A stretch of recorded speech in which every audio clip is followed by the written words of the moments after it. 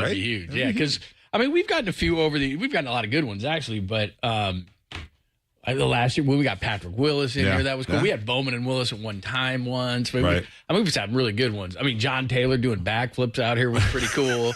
I think he was 57 at the time. But, Sherman would be up there, man. Yeah, yeah. And we had the Cowboy and Ray McDonald. That was cool. Yeah. Justin Smith was cool. So we always get some really good, if they take the time, and I think they enjoy coming out here and kind of chit-chatting with us a little bit. So hopefully that pans out and Richard Sherman comes in. That would be really cool.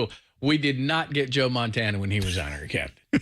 Joe looked at our studio and went, "Come on, bro. How much you got in your pockets? Come on, guys. Joe ain't sitting down for free." All right, we got a ton to get to today, and it is a huge game against the Kansas City Chiefs. So let's start with this. You as a Super Bowl champion, you know what it's like when everybody's gearing up for you.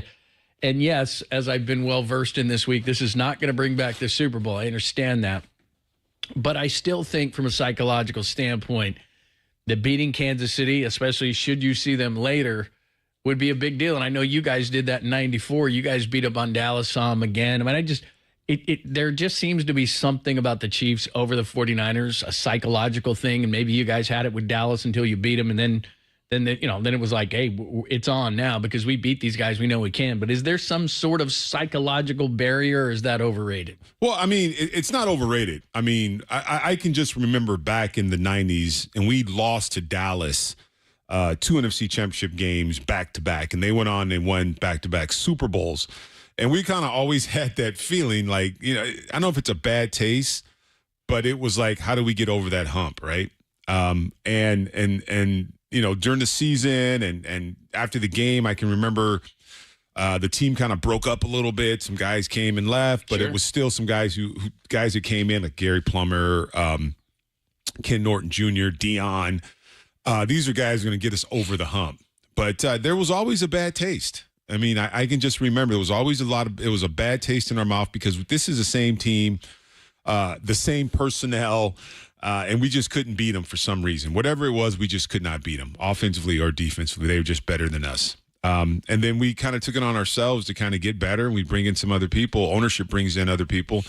And you finally beat them, and you feel like, it feels good, especially a team that kind of owns you. And as far as the Kansas City Chiefs go, I don't think the 49ers have beat Kansas City since Mahomes became starting quarterback. So it's like 0-5 or something like that. So this is a measuring stick, right? I mean, these are the defending champs, 2-time defending champs, and you've lost to them twice in the Super Bowl. So you got to have that. It's a measuring stick because you can kind of see where you are as a organization, as a program, offense, defense, special teams, because you're playing against the best, and that's what they're used to, right? Every team that plays the Kansas City Chiefs have to play at a different level. You can't go in there and not play your best football game because you know what they're going to bring to the table because they're champions. And they know how to do it. This is what they do. They win championships. They win their division. They win Super Bowls. So it becomes kind of their way of doing things. So you just have to kind of raise your game.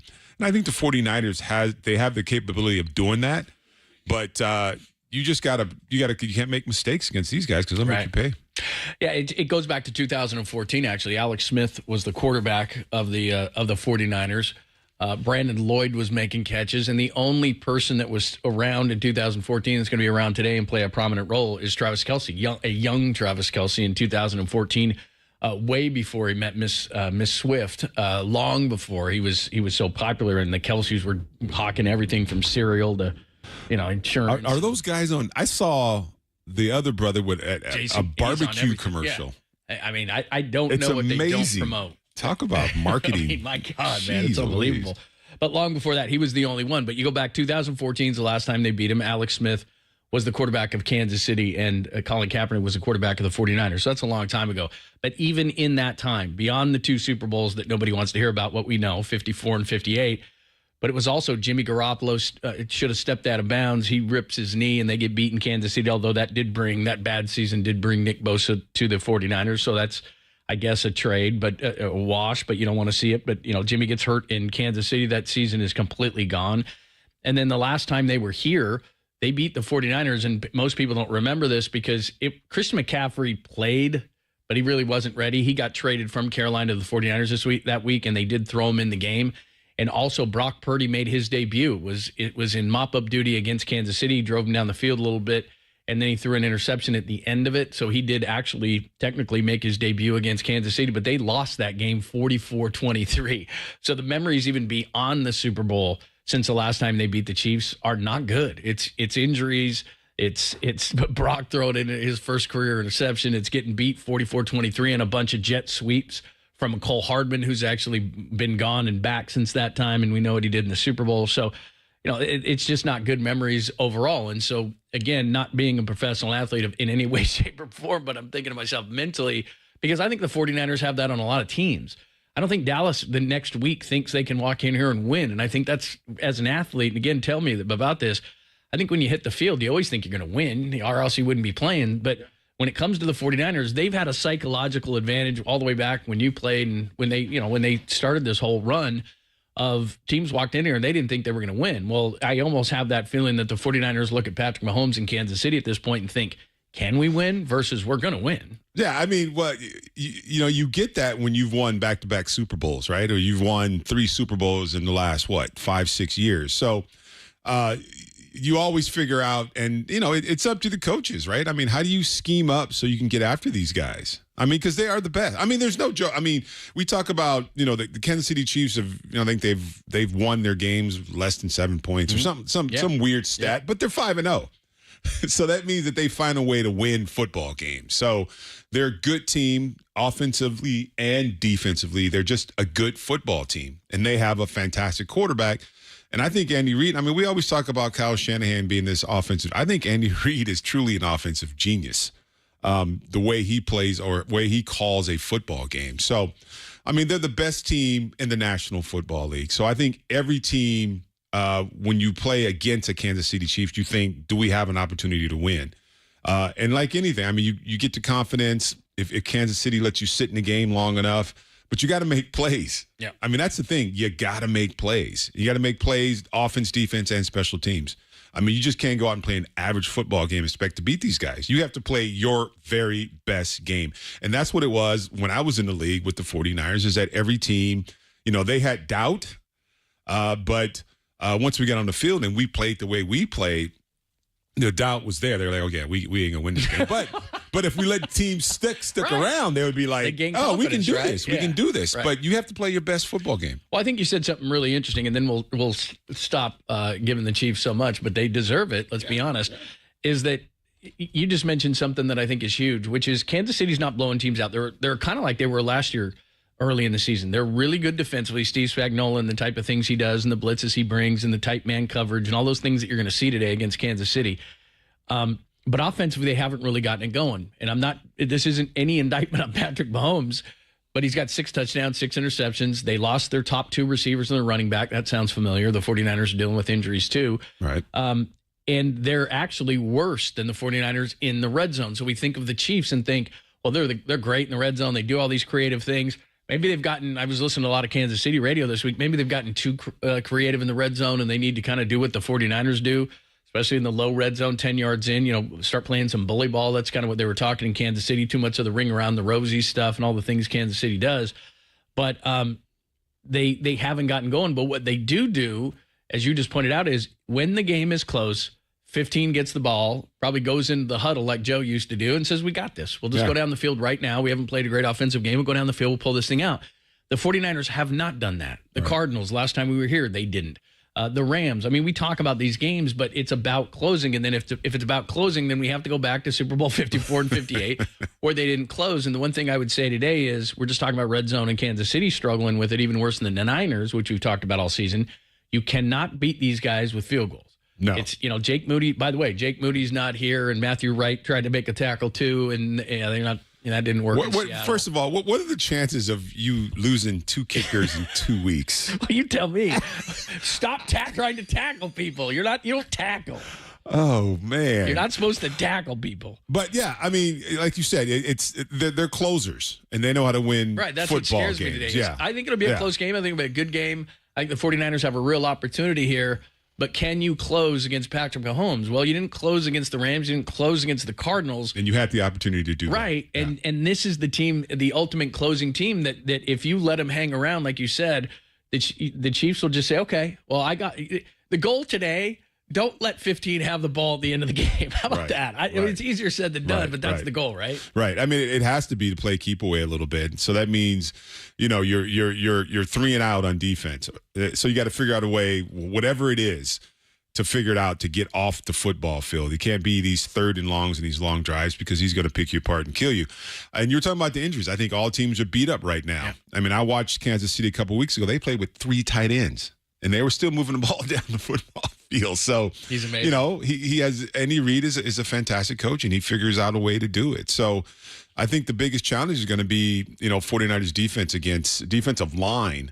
Against the Kansas City Chiefs offensive line. I think, again, in the trenches, that's where it's won and lost. All right, let's continue to talk about it. We know we're talking too much about the Chiefs. They deserve it, though, and the 49ers need to get a win today mentally. I think it would be important, especially if you see these guys down the line, to know that you've beaten Patrick Mahomes, Andy Reid, and the Kansas City Chiefs. So we'll get more into that. We got a ton to get to. A lot of great games today. Of course, we already got an early game today as Jacksonville actually might get a win in what would be their future home. They're at Wembley Stadium. And they're actually beating New England, but, Jacksonville's been there 2 weeks. It's 25-16 with about just less than 2 minutes away. We're 45 minutes from the 10 a.m. kickoffs. Got the big one between Detroit and Minnesota, which is a huge one in the NFC. We'll keep you up to date on everything, and we'll look back at Seattle last week before we look ahead to Kansas City this week. We'll do it all coming up next. Adam Copeland is here, John Lund, Dennis Brown, only here on the Sports Leader.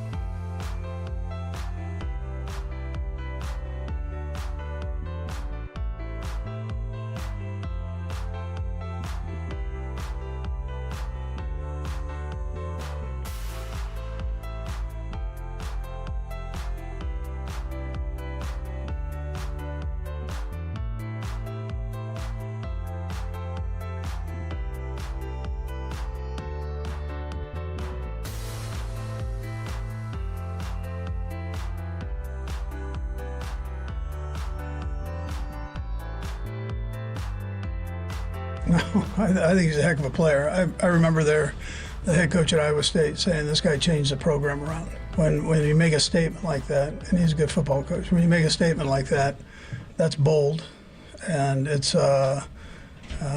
we all see why he said it. You know, he was right on with that. I mean, this he's a heck of a football player. That's Andy Reid. They've been buttering him up in Kansas City all week long. Steve Spagnuolo says he doesn't see a weakness in Brock Purdy's game. Andy Reid's like he changed the program at Iowa State. And I'm not saying those things aren't true.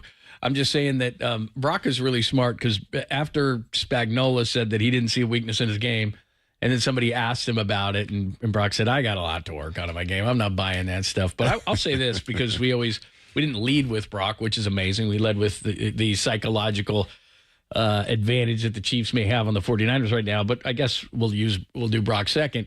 I think he's playing great this year. The one thing that I think is great is his mobility, but it also scares me at the same time is because the team that started this last year in the Super Bowl, this man-to-man coverage, Brock tears up zone coverage, and the guys haven't gotten off a man. And the biggest story today, maybe besides just winning the game because you're 3-3, and it would be really nice to beat Kansas City from a psychological or any other advantage, is Ricky Pearsall today.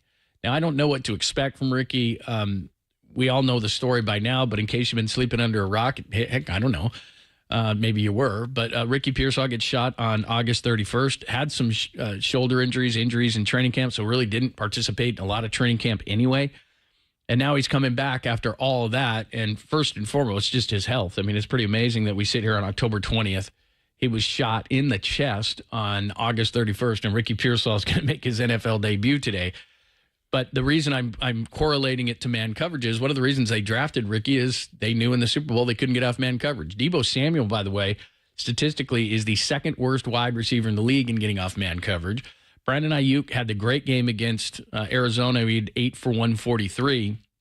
But I think everyone would agree he hasn't played up to his standards, but again, is really great against man. So I don't know. And Juwan Jennings is not going to play today. So there's a clear role for Ricky Pearsall in the slot today. And is he going to help them get off man coverage? Because Ayuk is supposed to be a man beater. Juwan Jennings was, so you'd like to have all of them. But here's Ricky Pearsall today. And the reason they drafted Ricky Pearsall way back before all these things happened is he can beat man coverage, and we may see it today from the slot with Juwan Jennings out of the game. Yeah, and, you know, what I know about him, and a little bit I saw in college, he has great separation, right? I mean, the way he runs his routes, he can drop his hips, and he can get that separation from defensive backs. And I just think back to the Super Bowl. We're going to keep going back to Super Bowl. I know we can't get it back. Yeah. But, I mean, you think about what this defense did to Brock Purdy. I mean, it got him kind of confused a little bit with a lot of different zone blitzes, defensive linemen dropping off into coverage, linebackers coming, things like that. So, all the smoke and mirrors about I don't see a weakness in Brock. I think they know the weakness in Brock Purdy is just kind of get that offensive line confused a little bit and put pressure. Even though Brock Purdy has been, his escapability this year, it's something different. And I don't know if that's him not trusting his offensive line or what's going on. He looks like Fran Tarkenton, like running around back there, right? He's doing all kinds of, but he's getting the ball down the field, but he's holding the ball a lot longer than he did in previous years. Previous years, it was kind of a timing thing, 3 steps and the ball was out of his hands. And that was the cool thing about him. But with Ricky, and again, I mean, the guy's coming off of getting shot. That's an injury I have no knowledge of, right?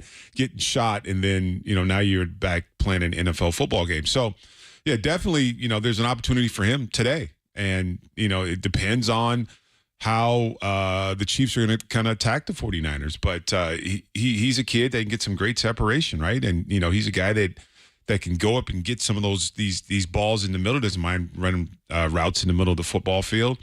And, he's still got to prove himself because I'm sure he feels like he's got a little setback. That was a big setback for him, but now he has an opportunity to kind of see why they drafted him. He was a first-round draft pick, correct? Yeah. Yeah, so, he's got to show the coaches and everyone that, he's worth that choice. Yeah. So, and it's late in the season. Not late in the season, but, for him, we're a third of the way through, so it's certainly not early, right? So he's got to do his thing. I mean, and it'd be great to see him get out there.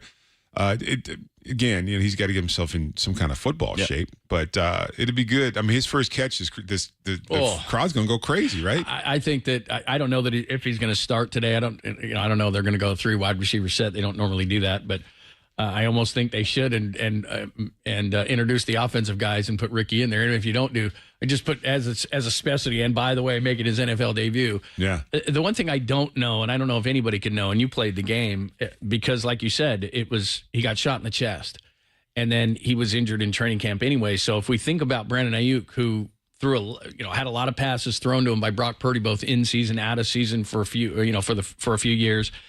And he didn't have training camp, and he still, I think, is trying to catch up. Timing.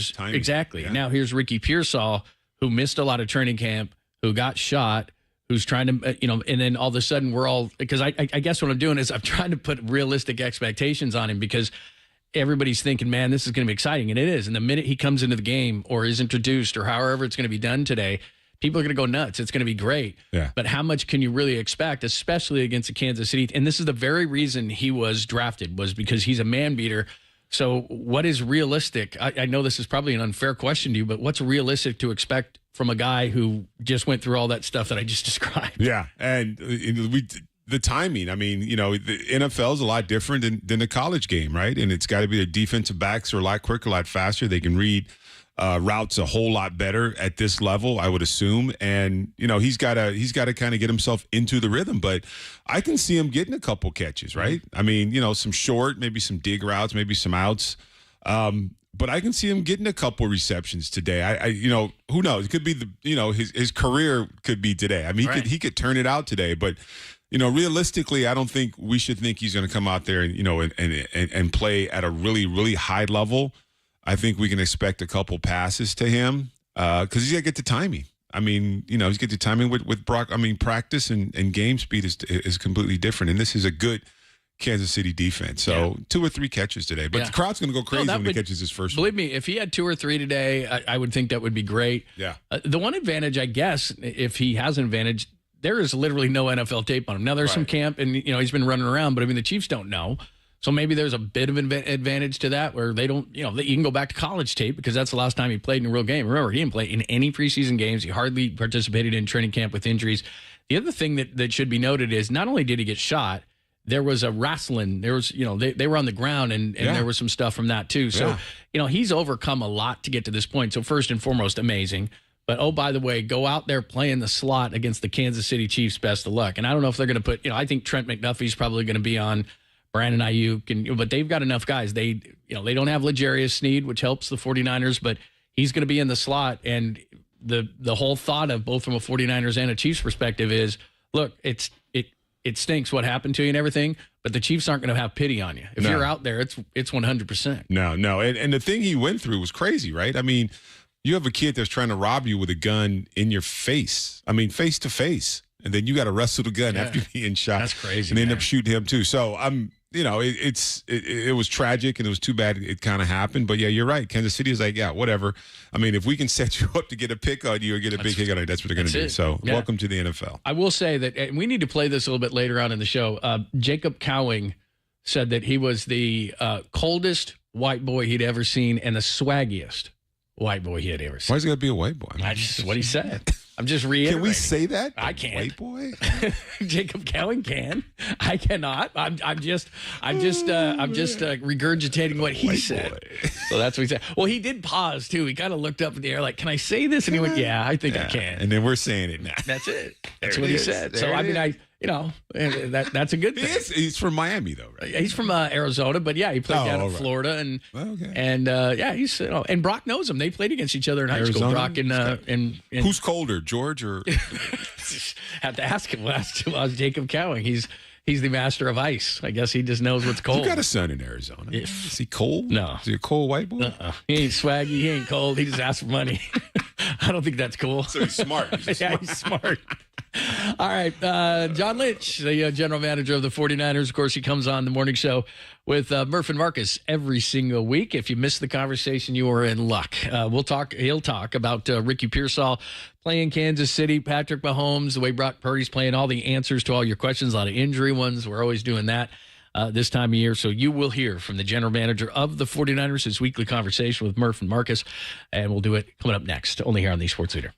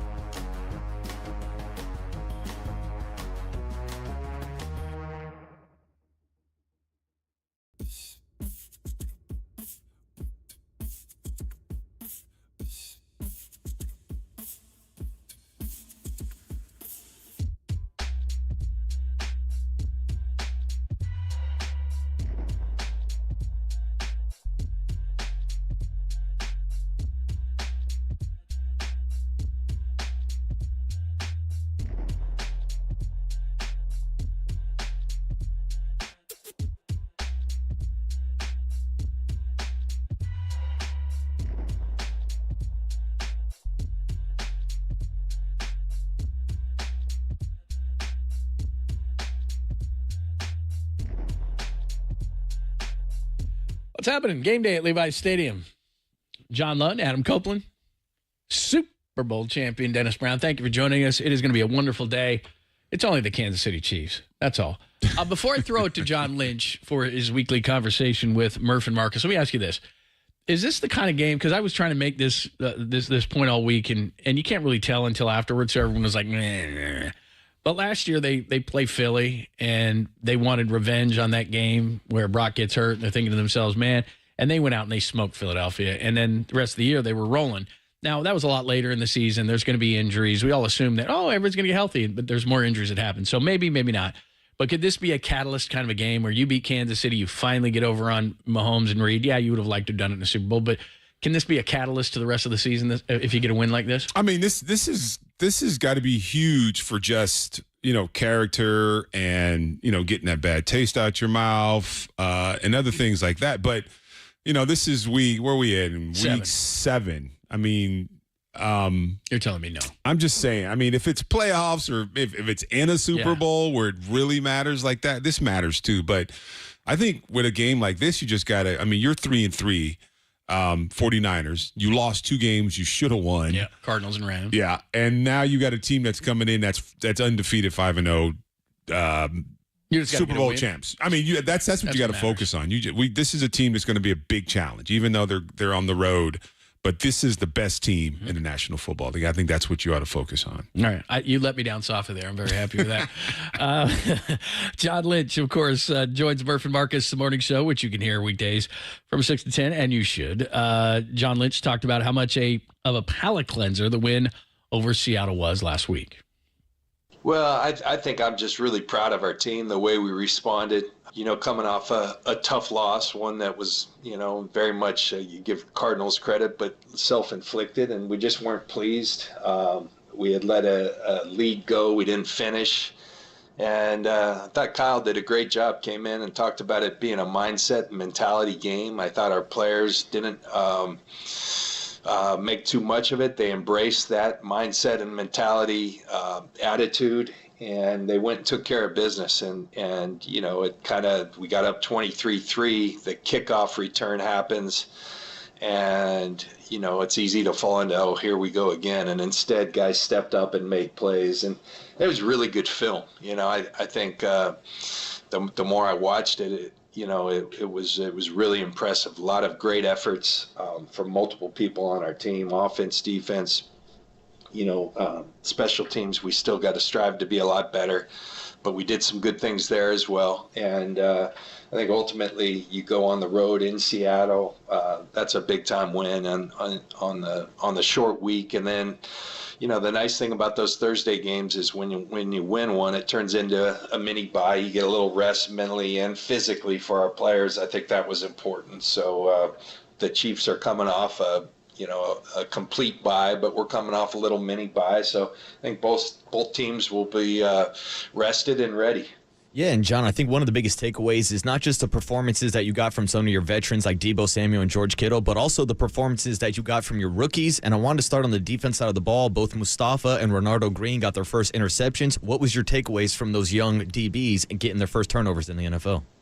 Well, we've talked about it, throughout training camp and throughout the early part of this year. This rookie class is really, they kind of just get it. They're talented, but more than anything, they got that spirit that we look for, and almost to a man, they do. They're pros, and I think when you prepare like that, the moment's not too big. And Malik has been a guy who has done that since the beginning, thrust into action.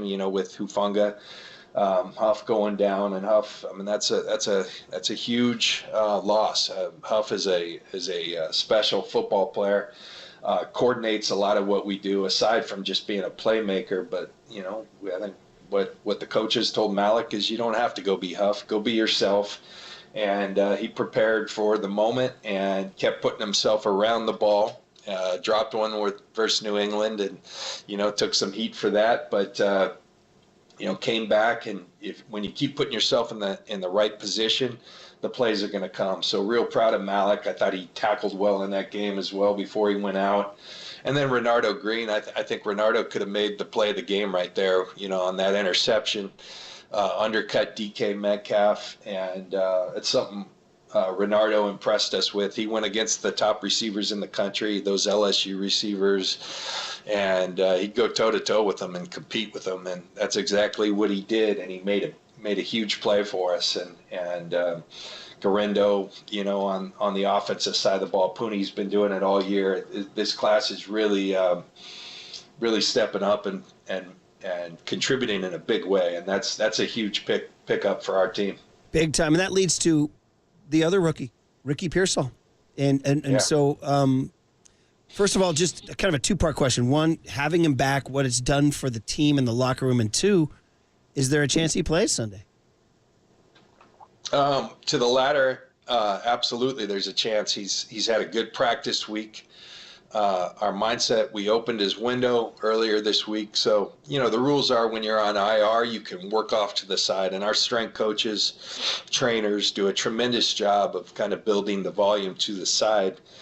But that's different than going out there and practicing football, with our players, with, 22 people on the field, all of those things. And so, to Ricky's credit, after just a horrific situation, he responded extremely well, physically, and attacked the work to get himself back, and just kept working and did everything he could to the side, to the point where it was time to kind of unleash him and open that window. And it was funny. Monday, we brought him back, and we had a bonus practice. That was one of the added benefits of the mini bye week, was that you get a little extra practice, and it's just a short, quick practice. Get out there, get some work.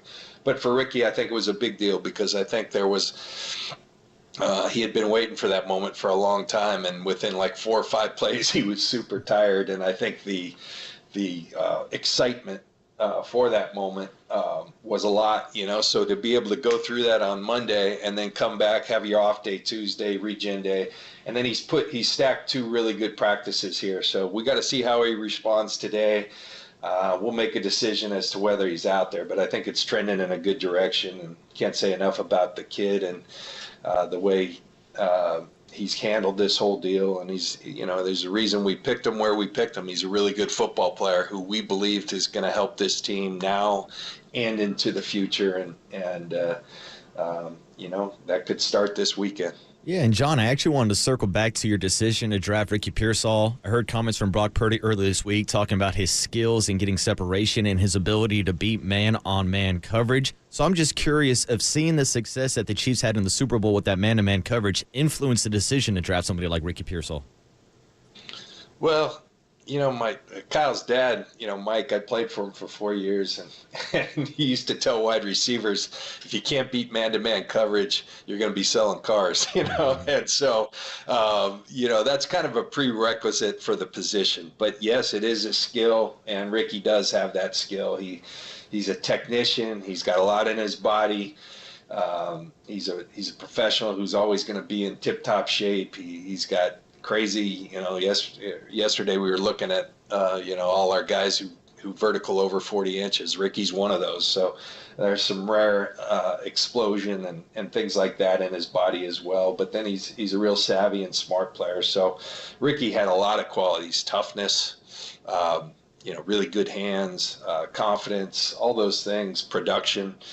There was a lot that went into drafting Ricky where we drafted him, and we won't rush it. We won't put too much on him, but I think at the right time he's going to contribute in a big way for our team.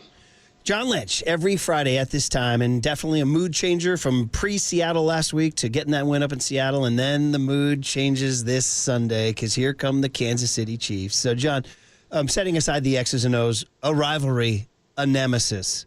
How much is this a rivalry? How much are they a nemesis? And is the week different? Are you getting, like even players have said, watching the film is hard. Is this a hard week for you to relive this? I think it's hard for everybody that was a part of it.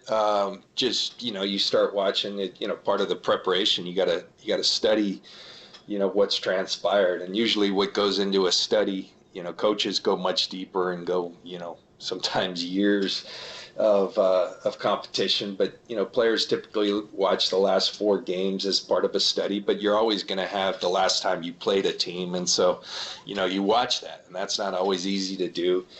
But I think the reality of this thing, there's a lot of new players on this team. They have a new team, we have a new team, and it's about the now for us. This isn't about trying to redeem ourselves for what happened on that day. This is about trying to go get a win, because every time you step on that field, we only play 17 regular season games, so they're all of the utmost importance. There is something I think probably bigger is, right now they're at the top of the food chain in our league. They're the past Super Bowl champs. They're 5-0. You want to be the best. You got to compete and beat the best, and so. What a great opportunity for us to go against, the best team, some of the best players. It's a tremendous opportunity, and I think our guys embrace that, and they're well coached. It's a really well-run organization. Brett Veach, my counterpart, does an incredible job. They're a well-oiled machine, and it's a huge challenge, but one we're excited for. Yeah, and John, there's been a lot of discourse this week about whether or not this is a revenge game, and I think most of us agree it's hard to get revenge in a regular season game, but I'm curious if you see any similarities with the mindset of the team heading into this matchup versus what we saw with the team last year going into Philadelphia, looking for a little bit of revenge from that NFC Championship game? Well, again, Philly was kind of riding high right then, and I forget what their record was, but I know it was really good. So again, you like facing the top competition, you really do. I think the best competitors, the bigger the competition, the more they kind of relish that. And so I know we have a ton of competitors. We've got a competitive spirit as a team. We haven't necessarily loved the way things have gone early this year for our team, but it's about this game right now. And we're focusing on all our energies.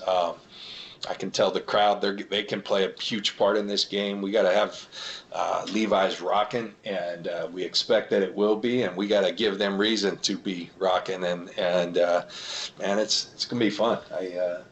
These are the games you relish the opportunity, and it's gonna be fun. John, as an old Bronco, does the Chief helmet still anger you? No. I mean, they were in our division, and that always seemed like we'd beat them in Denver. They'd beat us up there. Arrowhead was always a tough place to play, but probably more the competition we've had. But I've got a lot of respect. Andy Reid has always been great to me. He's a good friend of mine. So a lot of friendships and all that. But, sometimes you want to be friends even more. Definitely. And speaking of friends, what's your relationship with Steve Spagnuolo? Because everybody talks Andy Reid, but when you get into the real football talk, it's about Spags and that defense. I mean, this guy's we were just talking to Greg Papa. His career is incredible. It's one of the great careers in defensive coaching in NFL history. I don't know how much, can you comment on your history with him and what he does that impresses you so much? Well, I think the thing that impresses me most about Spags, he's always been a good football coach, but I don't know if it was Andy pushing him. I think you got to give Spags a ton of credit. He's evolved and evolved to the different eras of football. I remember he was the head coach of the St. Louis Rams. I used to broadcast some of his games, and Spags has always been a great guy. But to his credit, he's elevated. I think his coaching, his schematic. Things that he's putting, the challenges he presents, and he's just they're connected as a defense. They're tough. Their personnel makes sense, where they have people, why they have people, the way they play, how they play.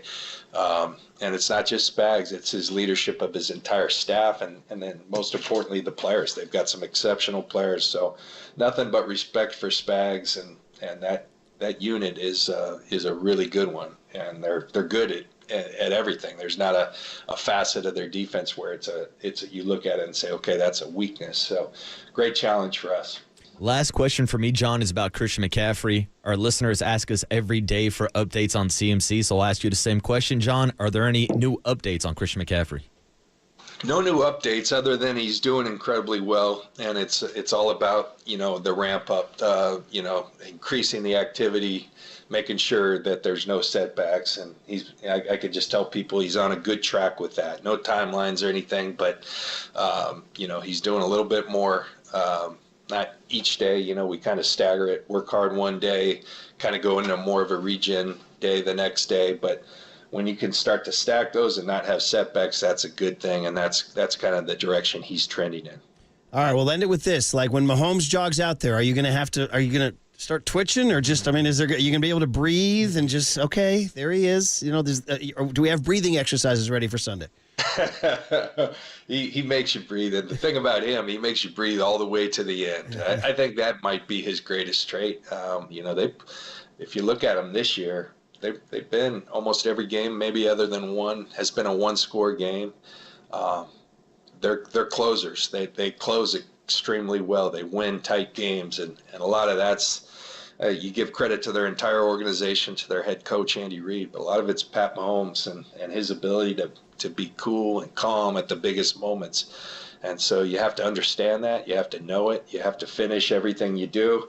Against him, you think of his ability to extend plays. You've got to finish everything you do, and you got to finish games. And and we know that as well as anyone. And that's a huge challenge against these guys, but it's also why you admire them from afar. Yeah, this is the fun stuff, man. John Lynch on KNBR 104.5 and 680, the Sports Leader. All right, there you go. There is Murph and Marcus, and they got John Lynch as they do every single Friday. Great stuff from him. He's in the house. Super reporter. John Dickinson is here. He's covering the Niners, the Warriors. He's all over the place. Let's get ready for the Chiefs and the 49ers. We'll get JD's latest next, only here on the Sports Leader.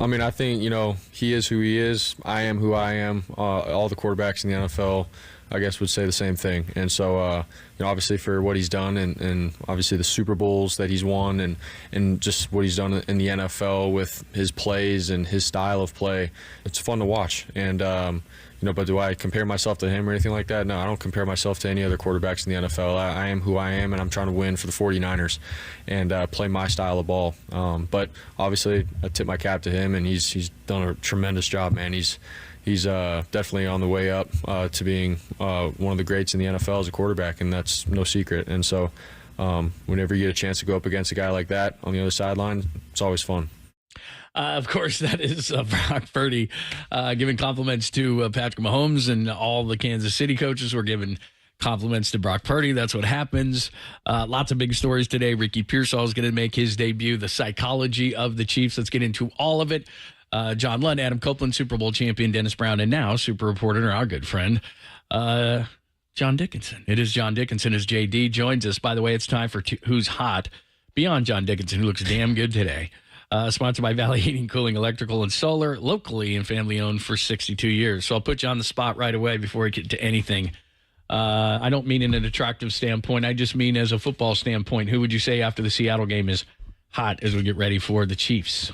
Yeah, it's Brock Purdy right now for the 49ers. I mean, he led them to that win through, some red zone struggles that obviously were a big talking point coming in. He hit in the big moments. They finally got the play action game going. They hit the deep ball to Debo. And when things got a little chaotic, as they often do in Seattle, even when you're playing a great game, he was able to guide them through. So I thought Purdy played probably his best game of the year in Seattle, and he's playing at a higher level. I know that's been one of the storylines. Obviously, you're going to take Patrick Mahomes, but coming into this thing, Purdy's had a better year statistically than Mahomes had. And does that matter today when you're going up against Chris Jones and not all at that? all. Not at all. Yeah. Dennis, Not at all. it doesn't. It doesn't matter at all because the Kansas City Chiefs are 5-0, right? And the San Francisco 49ers are 3-3. And they're trying to figure out what's going to happen in their defense, and their offense. And I want to stay at Brock Purdy because it looks like to me his game has changed a little bit. When he first came on the scene here, he was kind of a timing guy. And now we see him doing a lot of running around in the back in the backfield, looking down the field, trying to make plays and making a lot of plays. But it looks like he's really becoming a scrambler now. Do you see? Is that not trusting the offensive line, or what do you see that's about? I think he's done it because he's had to. Right. I don't think it's necessarily not trusting the offensive line, but I think he's also seeing some things break down in front of him, and he's looking to make a play. I think part of it is just the gunslinger mentality too. Like he wants to be a playmaker rather than keeping everything on schedule. So I think he might be a little quick to get out of something where he's under duress and look to make a play. I think the lanes have been there though. When you look at a lot of the man coverage, like the Niners have seen more man. I think that leads to more lanes to run, and he's taking advantage of it. Now you don't want to get hurt doing it. I think it's probably been just my opinion. He's probably done it a little more than I would like. Right. I think it's like you want things to be a little bit more on schedule, and you take advantage of that when you really need to. But the lanes have been there, and as long as he doesn't get hit, and I think for the most part, he's good at getting out of bounds. He's good at giving himself up. He's good at sliding, those kinds of things. But to me, the more you do it and the more you rely on it, eventually it only takes one bad hit, and all of a sudden a month or a remainder of a season can be put in jeopardy. So I think it's working for him, but I think the 49ers would prefer that it's a little bit more of a balance with the running game and the play action and plays being on schedule. Yeah, I would agree. John Dickinson joining us along with Adam Copeland and Super Bowl champion Dennis Brown. I'm John Lund as we get you ready for the 49ers and the Chiefs, a big one down here at Levi's Stadium. Along that same line, I'm watching Ricky Pearsall walk in, and he's like hopping. They do the videos of the guys walking in, and Ricky Pearsall's got a smile on his face, and he's hopping. And by the way, as we were talking before, he was having a problem with the facial recognition. Like, oh, come back. I'm like, I'm Ricky Pearsall. Can I please go in the locker room? But anyway, so that's funny. No Jawan Jennings, who played so well in the Super Bowl, and we got a man beater in Brandon Ayuk. But you're going to find out right away. And my expectations, honestly, let's temper them for a guy who got shot, wasn't in training camp, has had these injuries, is trying to come back, to get back into football shape, all these things. Now, having said that, people are going to expect it. I've heard all these great things about Ricky Pearsall and how he can get off man coverage, why they drafted him. You've seen him running around in practice. What have been your impression? He's been impressive. He looked quicker and more on point than he did even in training camp. In the days of practice this week and the parts that the media was allowed to watch. And just from talking to some people, I think the original plan was open up his practice window, don't put any pressure on, is it going to be this week or next week, but having a full confidence that it would at worst be after the bye, right? You give yourself that window. I think the way they timed it out after the Seattle game, but where you have the 3 weeks to kind of figure it out. But from people I've talked to, he looked so good that you couldn't keep him off the field this week or from being active this week. And yeah, with Jawan Jennings down, I think maybe that enhances it a little bit. The question I wonder about coming into this thing is, does he get the full Jawan, right? Is he just like the main slot guy number 3 basically today, but he's looked really good, and it's just his quickness, his movements. I know he did talk a little bit in just kind of a casual conversation with some media about being a little winded. I know Kyle tried to downplay that, but how could you not be a little winded? That was even in the Monday lighter walkthrough practice before they got ready for the full week. So how many plays can he get out there knowing that he's so amped up already, knowing that you're already breathing heavy just from being excited? It's your first NFL game. The storyline's behind it. It's a Super Bowl rematch. You're a first-round pick who was brought in because your skill set maybe specifically helps to beat the team that beat the 49ers. Yeah. So there is a lot. So I wonder if he does have to be limited on some semblance of a pitch count because of that, just to keep him calm. It's going to be a warm day again. So I think all of those things are in play. But no, I think they have a confidence that he can contribute in this game today. Yeah, and so he's been, I mean, before last week, he was still practicing with the team, working out. I don't know how you kind of rehab a gunshot wound, but he's been out practicing and moving around, getting timing with Brock Purdy and things like that, correct?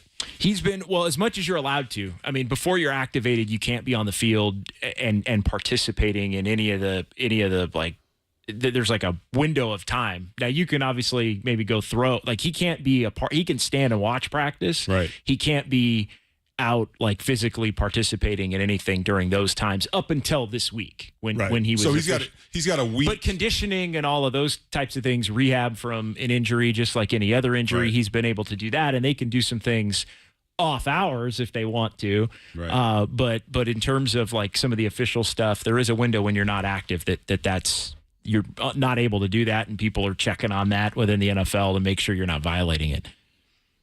Interesting. All right, that's going to be the big story today. Ricky Pearsall, we just talked about Brock a little bit. Just real quick before I let you go, is there a psychological thing here? Do the 49ers need to win because they haven't beaten Patrick Mahomes and Andy Reid? Can't hurt, but I don't know that they necessarily need it. I think that's a big theme of the week I think has been the fact that don't put too much on it. Like you win today, you don't win the Super Bowl. I mean, Trent Williams had the quote of the week, I thought, like you're not popping champagne. Right. If you win today, you're 4-3. And so I think that's more the mentality is that they have to get one back because of the Cardinals loss, because of the Rams loss. I think it's more about where they are in their season than some semblance of a revenge tour against the Chiefs. Because again, you could beat them 50-0 and they're still the Super Bowl champs, and you still lost in February, and you still may have to beat them again February for it to matter. So I think they've done a pretty good job of trying to downplay it. Now, that being said, I mean, it'll still feel pretty damn good, I think, if they can go out there and win. Can tell you this. And a confidence boost. Right. And I can tell you this from just being down there, and I was on the field a little bit earlier when I first got here, and just looking at the Kansas City logo. This isn't Arizona. This feels a lot different. And I know it doesn't bring back the Super Bowl. I understand that. But it's a big game. I think it's a big game. And I think, you know what, until further notice, you're going to see Kansas City. That's just the way it is. So it would be nice if you could beat them, but we'll continue the conversation. Always great to see you at JD John Dickinson. Make sure you're following him. Plus, YouTube, all the social media stuff that we do. JD's a big part of it. Warriors season is right around the corner. JD's going to be all over that. He is everywhere. So as always, great stuff, and we'll talk to you again later. Thanks, fellas. All right, that is the great John Dickinson again at JD John Dickinson. Make sure you follow him on social media because he is everywhere, and you're going to want to see all his social media stuff. All right, 10 o'clock hour is on the way. We'll start it off by looking back at Seattle before we look ahead to Kansas City. Big win in Seattle to even everything up and actually get him into first place in the NFC West. We'll get into it coming up next. It is game day at Levi's Stadium, only here on the Sports Leader.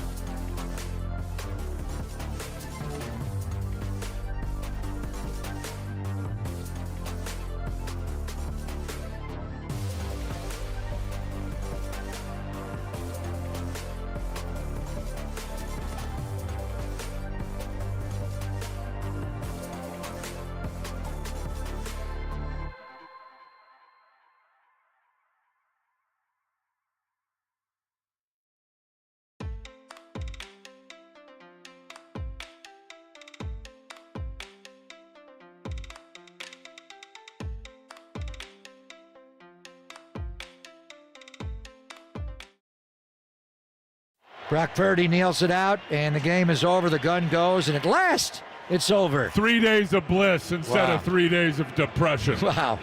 23-3 lead was down to 23-17, and like that.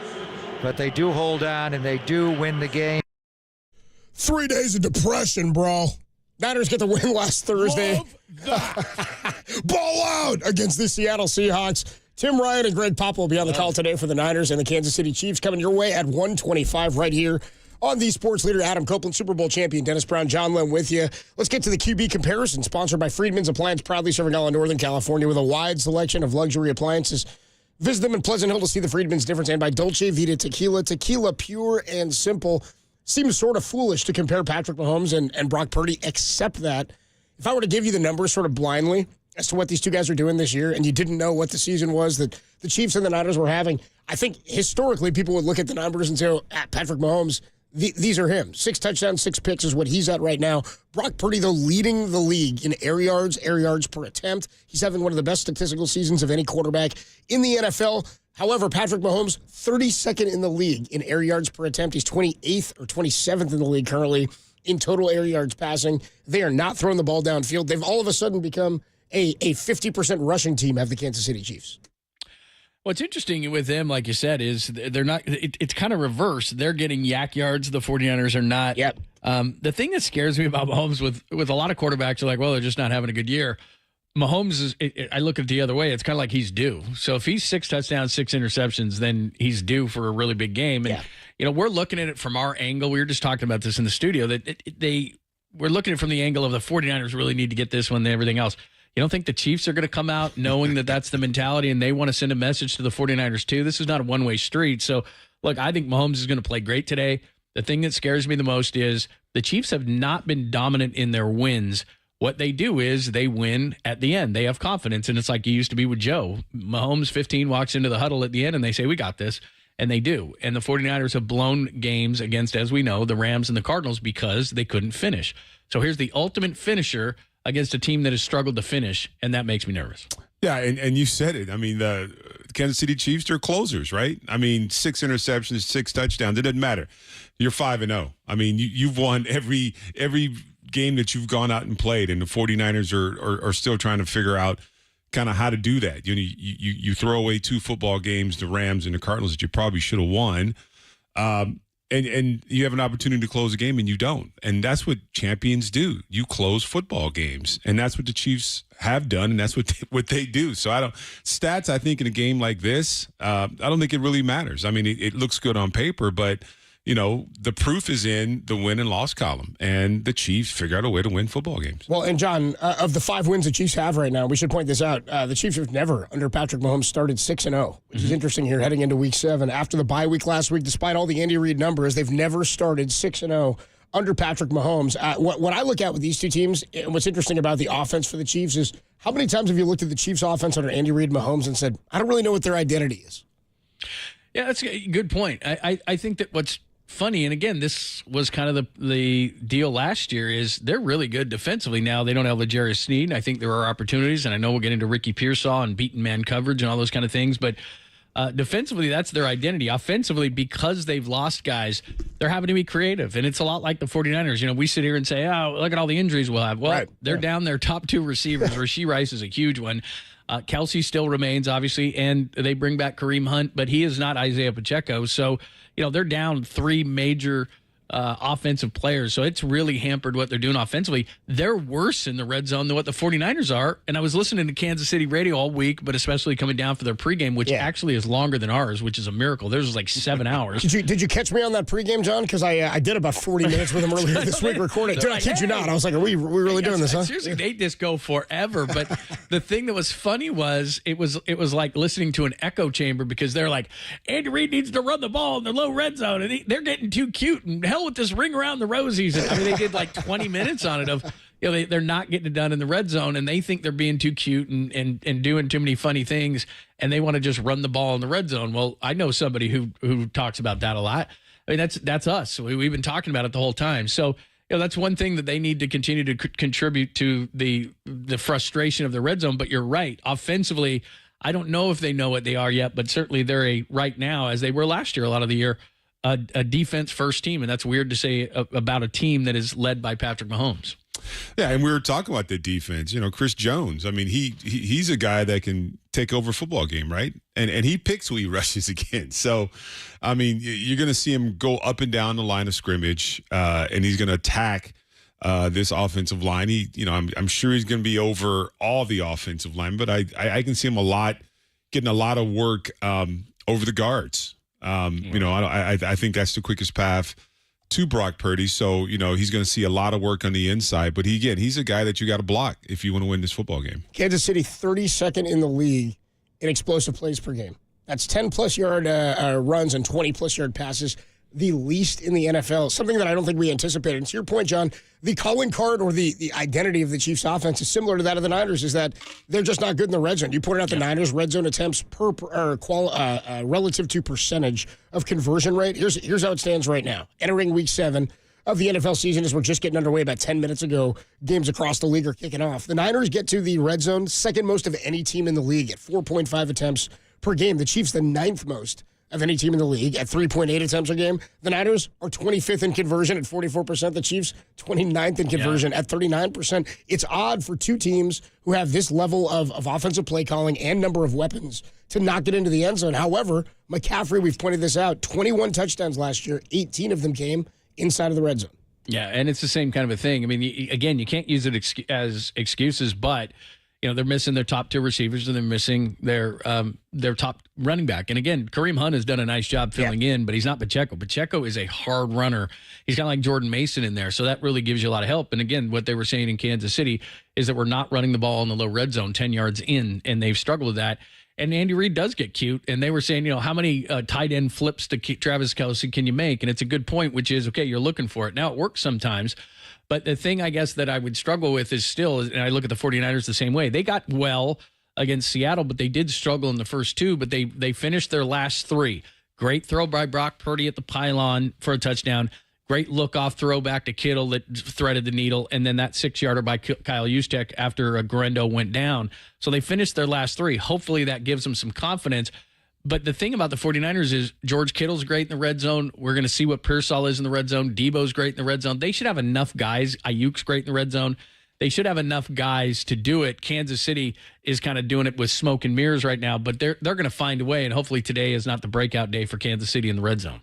That would be the hope. And it's a game, by the way, we've talked over the last couple of weeks about how the Niners linebackers have done in coverage, specifically Devondre Campbell, who I think is going to be a target of Patrick Mahomes and Andy Reid today. I'd imagine they're going to go right at him. Could be a big Kelce day. I would also say, conversely, on the Chiefs side of things, great linebackers on that side, not the best in coverage. I'm looking for a big tight end day on both sides of the ball. We can talk more about that. 125 kickoff, Adam Copeland, Super Bowl champion Dennis Brown and John Lund with you ahead of the Niners and the Kansas City Chiefs. And John, you were saying you were listening to Kansas City radio on your way down and all week long. Earlier this week, we had Kendall Gammon, longtime long snapper for the Chiefs and Saints and Pittsburgh Steelers. He was on with Tom and I, and we asked him about the Niners and Chiefs rivalry, and we said, are Chiefs fans fired up for this one? This is a rivalry game? And he goes, it's Week 7 for the Kansas City Chiefs. It's not a rivalry until both teams win a couple. Niners have a chance to do that today. We got a 125 kickoff. More to come here from Levi Stadium on the Sports Leader.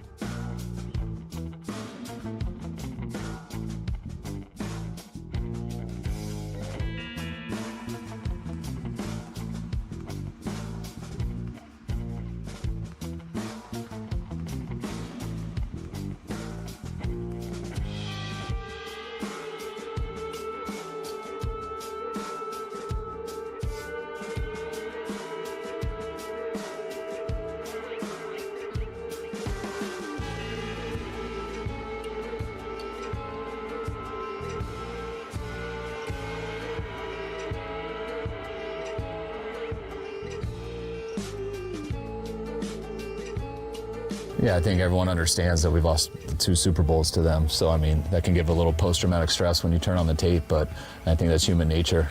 But you got to make sure you don't get caught up in that. You know, this game has nothing to do with past games. That was last year. We're playing a really good AFC opponent, 500 right now. We want to stay atop of our division and get a win. You think about that stuff going into it, but in terms of what it plays out in a game, it really has no correlation, and you try to make sure that it doesn't. Voice of 49ers head coach Kyle Shanahan ahead of the Chiefs and the San Francisco 49ers. 125 will have kickoff for you right here on the Sports Leader. I love Kyle going like, yeah, there's some magnitude to this, some weight to this. I think everybody understands we've lost 2 Super Bowls to them. I was like, yeah, I think we do understand that you've lost 2 Super Bowls to the Kansas City Chiefs. A bummer here as the Niners. Look, again, we were joking just a minute ago that in Kansas City, this isn't much of a rivalry game. Because they haven't lost. When we talk to people from Kansas City, they go, yeah, this is, when you think of rivalries for the Chiefs, they said it's about the Bengals, it's about the Ravens, it's about the Bills right now, teams that they're going to meet in the playoffs who may keep them from going back to the Super Bowl, similar to that of the 49ers, who have faced one team who has kept them from winning a Super Bowl, and that's Patrick Mahomes. And the Kansas City Chiefs, they've got some reinforcements today, though. A couple of guys going to be out. Let's get you the health report. Sponsored by the Alameda County Sheriff's Office. The Alameda County Sheriff's Office is seeking highly motivated people to join their diverse and growing law enforcement agency. Apply at joinasco.com. Juwan Jennings out today. I heard John Dickinson saying to you guys just a couple of minutes ago, it'll be interesting to see how much they use Ricky Pearsall in place of Juwan Jennings as that third receiver. Will he just be the plug and play for Juwan Jennings? I would imagine probably a little bit smaller of a role today, but Ricky Pearsall supposed to be back on the field. Pretty exciting in terms of what his ability may be. But you pointed out, John, they took him in the first round. They drafted this guy with anticipation that he was going to be a part of this offense. And I imagine that Kyle has had ideas about how he's going to use this guy for quite some time. J.P. Mason going to play with the AC joint injury to the shoulder. We'll have to monitor that throughout the game as he came back into the game last week on Thursday night. And even though he stayed dressed as an emergency option, he was on the sideline sort of waiting in case something bad had gone on. He came back into the game in the second half, took one shot, and then left again because it was really a pain-tolerant situation. So we'll see how this thing shakes out in terms of the health of the 49er offense. No Juwan Jennings, Debo going to play, and J.P. Mason going to play. Your thoughts on how they match up position-wise with the health? Well, first of all, Ricky Pearsall is just an awesome story, and we just saw him walk in, and you could just tell. Other guys kind of saunter in real slowly. I mean, Ricky's like walking fast, like he can't wait to get into the locker room. He's excited, all this kind of stuff. But it's exciting for the crowd. I don't know how they're going to introduce him, or if they're just going to just normal stuff, and then he comes into the game, and people are going to go crazy, whatever. And then earlier in this week, I was thinking to myself, if he does get activated, what's the expectation level? Well, everybody's going to think, Ricky's going to get 10 catches and it's going to go crazy. But the reality is, even before the shooting, and there was a wrestling match too, so he got a little bit banged up in that whole thing, is, he hadn't worked much in training camp. And so we've seen Brandon Ayuk, and it's taken him a minute, and he's a veteran, and he didn't have training camp. So, I think we have to temper our expectations. Now, having said that, people are driving down, getting ready to tailgate, going, to hell with that. Like, yeah, you're right. He's their first-round pick, and we want to see what the Christmas toy can do. So, I'm excited for Ricky Pearsall, and this is this sounds weird, but it's a perfect team for him to play. This is why they drafted him, because they watched the Super Bowl tape and said, we can't get off man coverage. So Ricky Pearsall is going to be in there. Juwan Jennings was so great as not. Will they just put him in there in the slot? That's probably too many. I mean, if you're just sake of conversation, let's say there's 65 offensive snaps, it's probably too much to ask Ricky to play, 30, but could Ricky play 15 to 20? I hope. Dennis, let me ask you this, man, because football, we all talk, it's a different beast. You got to get mentally ready for this stuff. And you said, I don't know how you rehab from a gunshot wound. I heard you say that earlier. I don't think you do. I think you just rehab and try to get healthy. And this is unprecedented, I think, for anybody. But it's funny because, John, you just pointed it out all week long. And while we've been waiting for Ricky to get healthy, because it's not like he just twisted his ankle or he hurt his hamstring in preseason where you're like, get this guy back on the field. It was a scary, life-threatening emergency as to why he hasn't been out there. When it comes to getting him healthy and getting on the field, we all keep going, I don't know what the expectations can be. You can't put a whole lot on him today. And John, you just pointed out, maybe it's 15 to 20 snaps. How long does that last before we're like, all right, guy was a first rounder. We're going to need some production out of the guy that we took near the back end of the first round. It won't last very long, right? About a half, maybe. You might get one game today. Yeah, and I don't expect him to. Listen, he's excited because this is his first NFL football game. So he's going to be excited. But I think once he gets out there, he's going to realize that, the speed of the game is a lot different than practice. He's been out there for a week. it's going to take a little bit more to get himself into that game shape and get timing with Brock Purdy. But I think we'll give him a game, maybe a game and a half, and then we want touchdowns every time he touches the ball. Right. That's just how we are. No, look, I'm excited for him. I think it's great. Now, but to go back to your original question, I think that's going to be the buzz in the building. But the most important thing is J.P. Mason. If he can go, and it's nothing against Guerrero, and that 76-yard run was great, and it's nothing against Patrick Taylor. This kid came in for Christian McCaffrey, and although nobody's Christian McCaffrey, when he got hurt last week at Seattle, he was leading the NFL at rushing, and it's not in a soft way. It's we're gonna run it right at you, and we're gonna hurt your defense. And he was leading the league in carries. So Pearsall's is going to be the bigger story and the more fun thing to talk about. But the health of Jordan Mason could dictate whether they win or lose this game. Without question. Not just the health, the ability to run the ball, because everybody else said Niners have to establish the run. This is one of the best run defenses in all of football. They've shut down just about everybody. And, John, I'd have to look exactly at the numbers. I don't believe the Chiefs have given up 50 rushing yards to a starting running back all season. I think 46 or 48 yards is the peak of what anybody's done. Week 1, Derrick Henry, 46 yards. Week 3, Bijan Robinson, 31 yards. Week 4, J.K. Dobbins, 32 yards. Week 5, Alvin Kamara, 26 yards. How do you establish a run against a team that doesn't allow you to run the ball? It's tough, and Dennis can speak to it better than I can, but you cannot be one-dimensional, because the problem exists, and we've seen this from Brock to begin the season. He's going to be running for his life against really good man coverage, and that's going to be a problem. And the one thing, because we get obsessed with Patrick Mahomes, it's Chris Jones who's wrecked those Super Bowls just as much as Mahomes has won them. I mean, the play last year, if they make a block on Jones, Burford misses the block, and Brandon Ayuk, we went through it again this week. Brandon Ayuk's wide open in the end zone. Jennings is wide open at least for a first down. They had the blitz off the corner on the 3rd and 5. If they convert that, they run out the clock, kick a field goal, and they win the Super Bowl. People forget that was on the McDuffie blitz. So they've got to protect Brock Purdy, but more important, or as important as that, is they've got to establish some sort of a running game, because if they find themselves in 3rd and long all day, Dennis, it's over.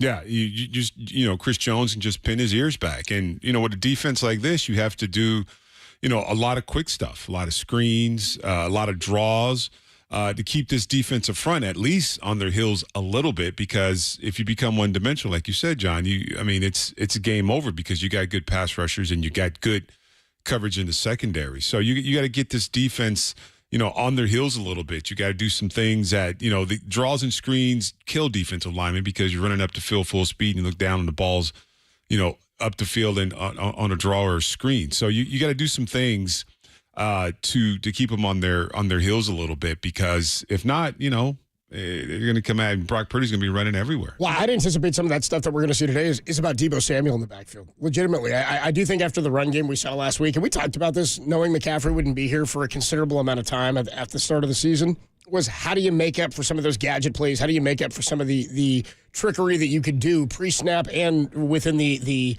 development of a play? Jordan Mason, still to this point, as great as he's been, and you pointed out, John, he's on pace for like 1,700 rushing yards or something this season if he remains the bulk carrier, the lead back in that backfield for the Niners. He still doesn't give you the same ability, and we talked about the jugs machine at length, right? About that $3,000 jugs machine all offseason. They're still not throwing him the ball all that much, right? He's still not that pass catcher out of the backfield. Kyle Juszczyk can be that for you, but I really, really do think Debo Samuel today and George Kittle are your short yardage guys. I think Kittle's going to be huge for them in terms of getting into the secondary. They're going to try to bracket him over the top a bit in terms of the coverage. I think he's a guy who can eat today, but I really do believe, and I know you said nothing against Guerrero or Patrick Taylor, I kind of got a gripe with that, man. I kind of look at that backfield and I go, after J.P. Mason went down last week, at one point, I know we look at the 99 yards or whatever it was on 10 carries because of the big one long run for Isaac Guerrero. Yeah.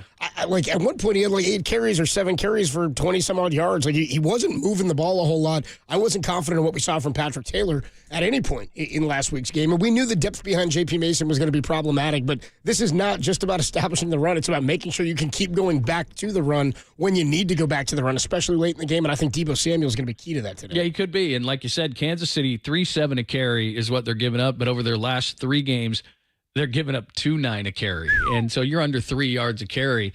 You've got to be able to somehow establish that. And that's on Kyle, too. It's not only on J.P. Mason and the offensive line and keeping things mixed up and everything like that. But, he has been predictable, especially in the red zone, first down run. Oh, that's new. And also in the way that he does it, because I think when you talk about Debo Samuel, teams know that when he's in the backfield, he's probably getting the ball, and it might be trying to push the edges or anything like that. There's got to be different things. You know what? And I don't think this is going to happen yet, but I think when they get Juwan Jennings, a thought would be is to put Debo in the backfield, get the receivers out there where you've got Jennings and you have Pearsall and you have Brandon Ayuk, and maybe you don't give them the ball. Just mixing it up a little bit, because I feel like, especially when they run jet sweeps, that they've got that covered with Debo Samuel, that they've got that scouted with Debo Samuel. He hasn't been as effective out of the backfield. So there's got to be creative ways that they're able to do this so that they aren't so predictable, especially in the red zone, which, again, listening to Kansas City radio, they're saying the same thing about Andy Reid. They're worse, as you pointed out, and that they've been kind of predictable. It shrinks down there. We know all those kind of things, and it makes it difficult on the offense. What we saw from Brock last week, pinpoint throw on the pylon to Kittle, great look away, then threaded the needle and hit Kittle the last time. And then it was late in the game. It's not that I don't give him credit for the juice one, but I think Seattle had given up by that point. But my point is that Brock Purdy put balls right on the money, and I think they challenged him to say, look, man, there's open, and then there's open in the red zone. You've got to know the difference, and you've got to be able to fire it in there. And we know Brock's mentality. He'll take the chance. Yeah, I was going to ask you if you just thought about writing that idea down, passing it to Greg, see if you can get that in Kyle's hands. Hey, Kyle, I was thinking maybe we run 3 receivers out there and Debo, and we don't give Debo the ball. I mean, just once in a while. I'm sitting there going, no, they're giving it to Debo. So they know. I mean, they got to figure out some things, but they know. Yeah, 49ers and the Kansas City Chiefs. Yeah, the red zone scoring today may be foolish to say, and hey, look at us sports analysts. Hey, whoever scores in the red zone today is going to win this game, except it's 2 teams who get there at a rate better than just about every team in football. The Niners 2nd in the league in attempts per game. The Kansas City Chiefs 9th in the league at attempts per game in the red zone. Both of them sitting in like the bottom 8 in terms of conversion percentage in the NFL. Adam Copeland, Super Bowl champion, Dennis Brown, John Lund with you. We got plenty more to come. We'll go up to our guy, Matt Mayoko, our 49ers insider from NBC Sports Bay Area, who will join us from the broadcast booth here at Levi Stadium. Niners and the Chiefs, a 1:25 kickoff. More to come on the Sports Leader.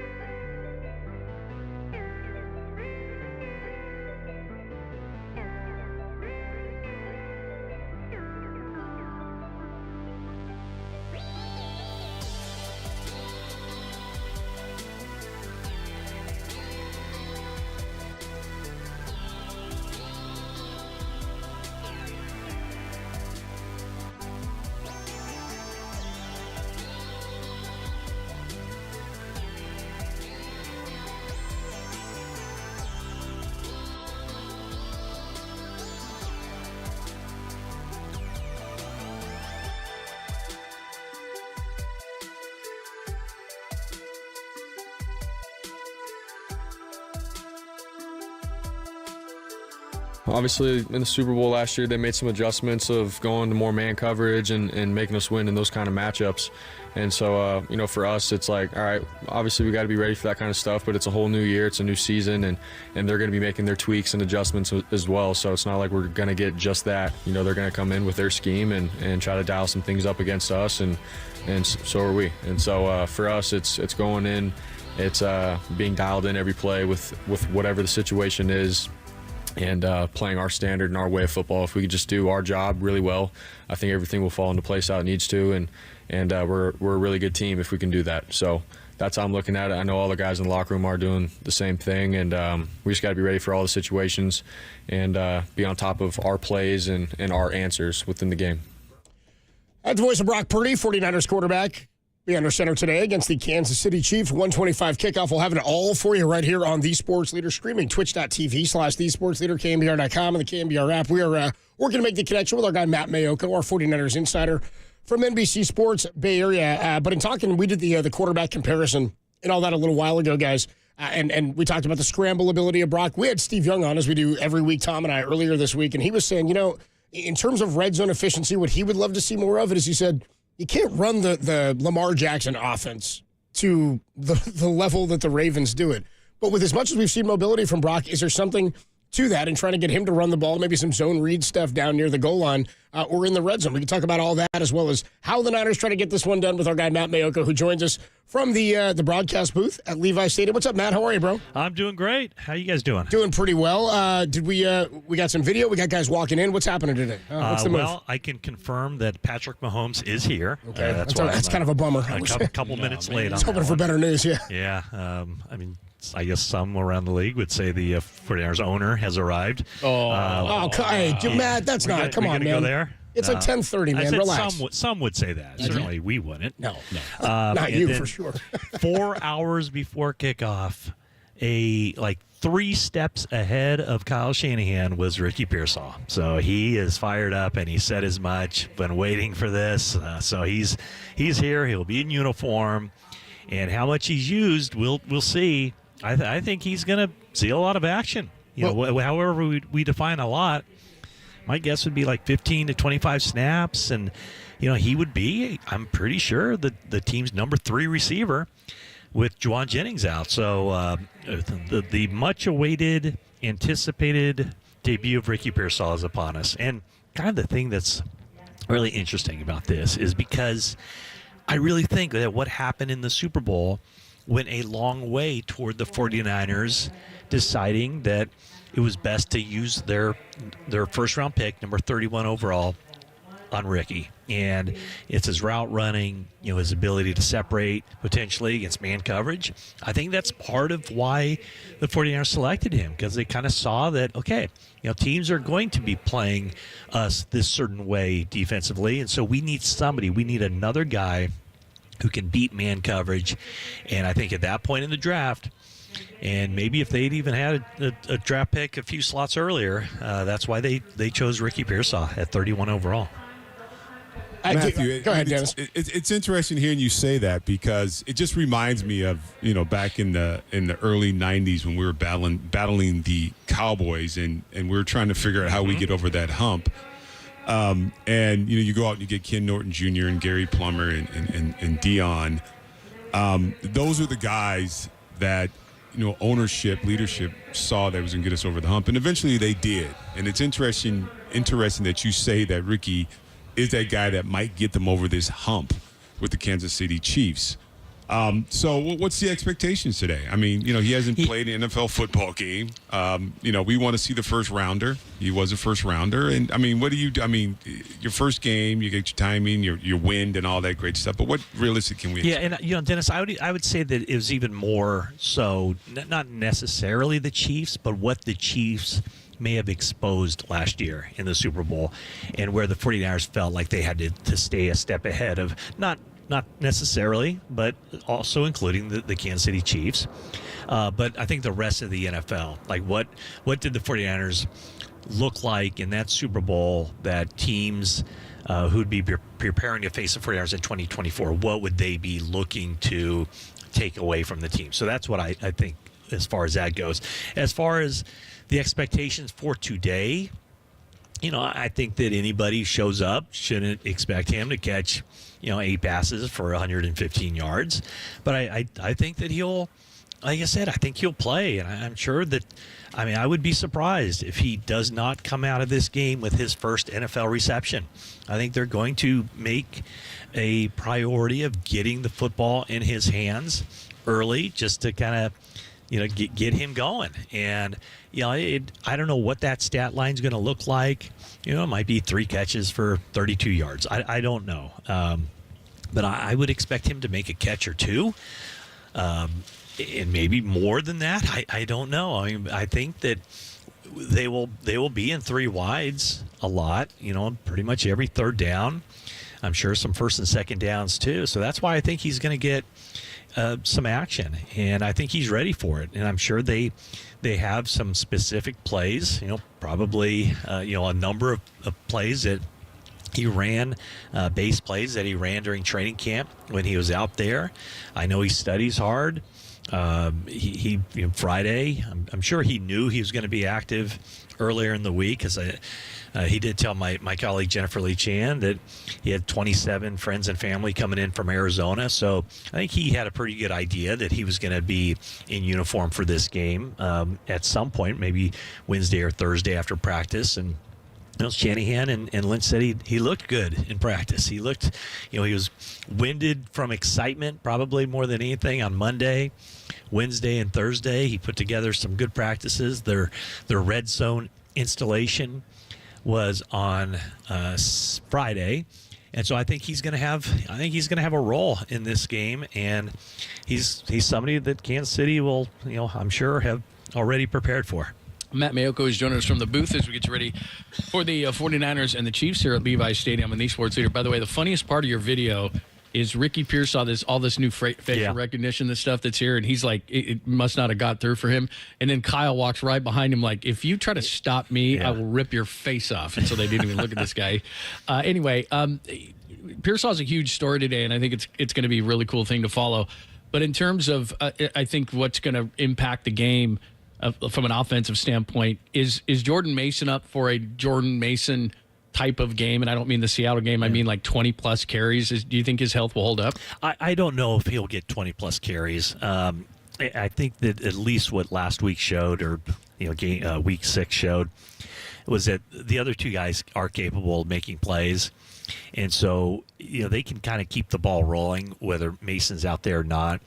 I would think it'd be asking too much to get him around that 20 carry marker. At the same time, you don't know with that shoulder sprain how it's going to feel. It very well might be that he takes a hit on that thing, first carry of the game, and is rendered, kind of a non-factor for the rest of the game. So they have to be ready to go with those other 2 guys. But Kansas City's run defense is pretty good.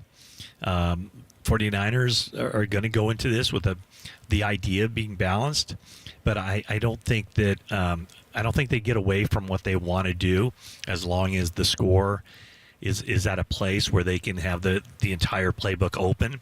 I think this is a game they would love to go 50-50, and if they do that, they'll probably have a very good chance of winning this game, because I think a lot of teams haven't run. Not that Kansas City has just blown teams out, but I think teams have gotten away from the run in the first 5 games of the season, where Kansas City's run defense is good. There are some vulnerabilities in their pass defense, and the one thing the 49ers certainly want to avoid are the 3rd and longs, and they know that as long as they're able to make some plays in the passing game, be versatile, or kind of spread it around a little bit, that if they stay out of those 3rd and longs, it kind of hampers what Steve Spagnuolo can do as far as dialing up the blitzes and bringing different pressures. And one of the things, I was talking to Colton McKivitz during the week, and he said it's almost like facing 2 defenses when you go up against Kansas City, because what they do in quarters 1 through 3 is different than what they do in the fourth quarter. It's almost like a guy running a mile or something, where the first 3 laps you're kind of airing it out a little bit and running at a good pace, and then you kick it in that final quarter. And that's what the Kansas City Chiefs do. He says they're very inventive, they're very creative, they're more aggressive defensively in the fourth quarter. So that's something that the 49ers go into this game knowing that just because this game played out a certain way as far as what Kansas City's trying to do defensively through the first three quarters, they know that what they're going to see in the fourth quarter is a completely different beast. That's incidentally how I run my miles. Yeah. Oh, yeah. I really air it out in the final quarter. Oh, you just Yeah, I pace myself through, and then I try to make my break late. Matt Mayoko, our 49ers insider from NBC Sports Bay Area, joins us from Levi Stadium. Niners and the Chiefs at 125. I don't like asking this question, but it's a 2-point spread. I got to believe kicking won't be a factor in this one, right? Wow. Well, it's a bizarre situation, right? Yeah. I did see the other guy. Don't tackle. What's his name? Which one? The kicker for them. Oh, there's only one T in Butker. No. I thought it was B-U-T-T. Yeah, no. Yeah, so he's here, and I'm going to have to check the roster. 49ers kicker is, drum roll please, number 41. Wow. That's right, folks. Number 41. These kicking numbers. Anders Carlson. Linebacker too. Come on down, yeah. Antoine Bethea, is that who that is out there? Please don't be a linebacker. Please just kick and run off the field. Okay. Do you want me to Enough. Do you want me to put a scare in you? Yeah, sure. Please. Okay, it's the conditions are really good here. I mean, the flags are completely. No, I'm going to say it. Completely limp. Okay, get all your jokes out of the way. I wasn't even going to say anything. Well, as soon as I said it, I'm like, okay, I'm talking to Copes. Yeah, it's John, and Dennis. Yeah, come on. Well, Dennis is like the mature one, so he's not going to Get out of it. Stop it, dude. Started laughing before he even... Let somebody walk by the window, see how mature Dennis gets. Yeah. Goodness. So it is it's a possibility that the ball will carry well. And it's early enough in the season; it should be warm enough that maybe the ball will carry well. But Anders Carlson does not have a strong leg, so you know what that means? Kick returns again. That means kick returns, and that is not exactly a strength of the 2024 San Why can't Francisco they find 49ers. a guy who could kick it out of the end zone? Honestly, Well, they did. Isn't it all over the league? There's guys who can kick it out of the end zone. They have one, but he has a high ankle sprain. Yeah. Can he kick with the other and leg? he, you know what? That is their goal. They want to kick it out, through the back of the end zone every time. And Moody has been pretty good at that, except for the one time he wasn't. He didn't get all of it. Right. And then he had to stick his ankle in there and try to make a tackle. Well, and Carlson is the same guy that if he'd have made a field goal in the divisional game, the 49ers would have been out at that round. So they thought, you know what guy we really like who kicks well in this stadium? The guy who missed key field goal that let us go to the NFC Championship Or maybe game. you're just playing checkers and everybody else is playing chess, because the 49ers looked at this and said, hey, the last time he was on the field, he helped us win. That's true. And he can't kick it out of the end zone. Where do we sign? He's making some good points. Nobody more upset last week than Tim Webb, by the way, who was like, they're going to have to cut Matt Wright, dude. 3 for 3 field goals, 3 for 3 extra points, but he's 1 for 7 on touchbacks. I was like, is that what we're gauging this? Is that truly one of, is it as, not obviously as important as making the kicks they need you to make through the uprights, but is that a huge decision or a huge factor in their decision making and who was going to be in next? The length on kickoffs? Yeah, kickoffs, yeah. I don't think so, because I don't think this guy can do it. Yeah, that's kind of where I'm at. Yeah. Can Wisnowski not do it? He can't kick it out of the end zone? We saw him, remember, that was kind of a remember. disaster a couple of years ago, to the point where Robbie Gould had to step in. Remember Robbie Gould? They were like, "Oh, Robbie's like 53 years old. He can't kick off." and then they get Wisnowski out there, and they go, "Maybe Robbie can kick off." Oh man. Matt Mayo, go with us. We're having fun today, aren't we? Well, it's all laughs today. It's all laughs. It's all laughs against the Kansas City Chiefs. We were joking earlier. Never a somber moment when the 49ers and the Chiefs play each other. Let me ask you this then before I let you go, Matt. In terms of the coverage today on the linebackers, I mean, D. Winters is obviously the faster guy. Devondre Campbell, a guy I would anticipate they're going to target in trying to get Travis Kelce the ball today. I would say the same thing on the other side for George Kittle. I'm kind of anticipating a big tight end day. Yeah, I think so too. And I think the 49ers at least have somebody that they feel good about as far as the linebacking core being able to cover one of the best pass catching tight ends in the league. the question is, do schematics play a role in what Andy Reid does as far as formation, motions, to try to dictate a different matchup for Kansas City other than Fred Warner on Kelsey? Because if they can isolate Devondre Campbell, they're going to make that, they're going to do that every play, that they can. So that is certainly something to keep an eye on in this one, is just how many times Warner, and it's not going to be, man-to-man the entire game or anything like that, but just kind of managing where Warner is in relation to Kelsey and how much Campbell is out there. Would they at this point make kind of a move where in nickel situations it's D Winters out there more than Campbell? At least what Campbell has going for him is he's a pro. He knows what he's doing.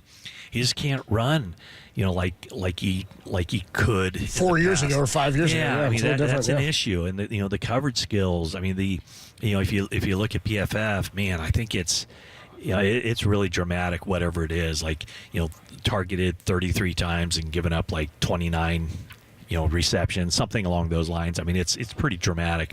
So that is something where, we'll see what Nick Sorensen has up his sleeve as far as how do you game plan that to make it so that it's just not an obvious mismatch as much as the Chiefs want it to be an obvious mismatch. And then the other side, you're saying right the same by the same thing. Yeah. With Kittle. I mean, Kittle has an opportunity to have a huge day today. And, I don't know that this will be a Debo Samuel day just because he's a little bit banged up. He seemed a little bit unsure of himself with the wrist injury. The Chiefs do play a lot of man, a little bit more probably against the 49ers than they do ordinarily. And they kind of had his number in the Super Bowl in that realm. But, this could honestly be this. I'm going to mention three names here. Could be Kittle. Could be Ayuk, and it could be Ricky Pearsall. Ooh, pretty Ricky Pearsall making his debut today for the 49ers. Matt Mayoko, the voice you hear, 49ers insider from NBC Sports Bay Area. The 49ers Talk podcast with Jennifer Lee Chin. Make sure you're checking that out today after the game. Matt, have a great time today, and we will see you upstairs. Awesome, guys. Thank you so much. Good deal, man. No limp flags, all right? We want to keep those standing upright. Did you say that on the radio? I can say whatever the hell I want, man. Adam Copeland, John Lund, Dennis Brown with you from Levi Stadium. Plenty more to come here. We'll hear from 49ers head coach Kyle Shanahan as we get you ready to build the game plan for the Kansas City Chiefs, only here on the Sports Leader.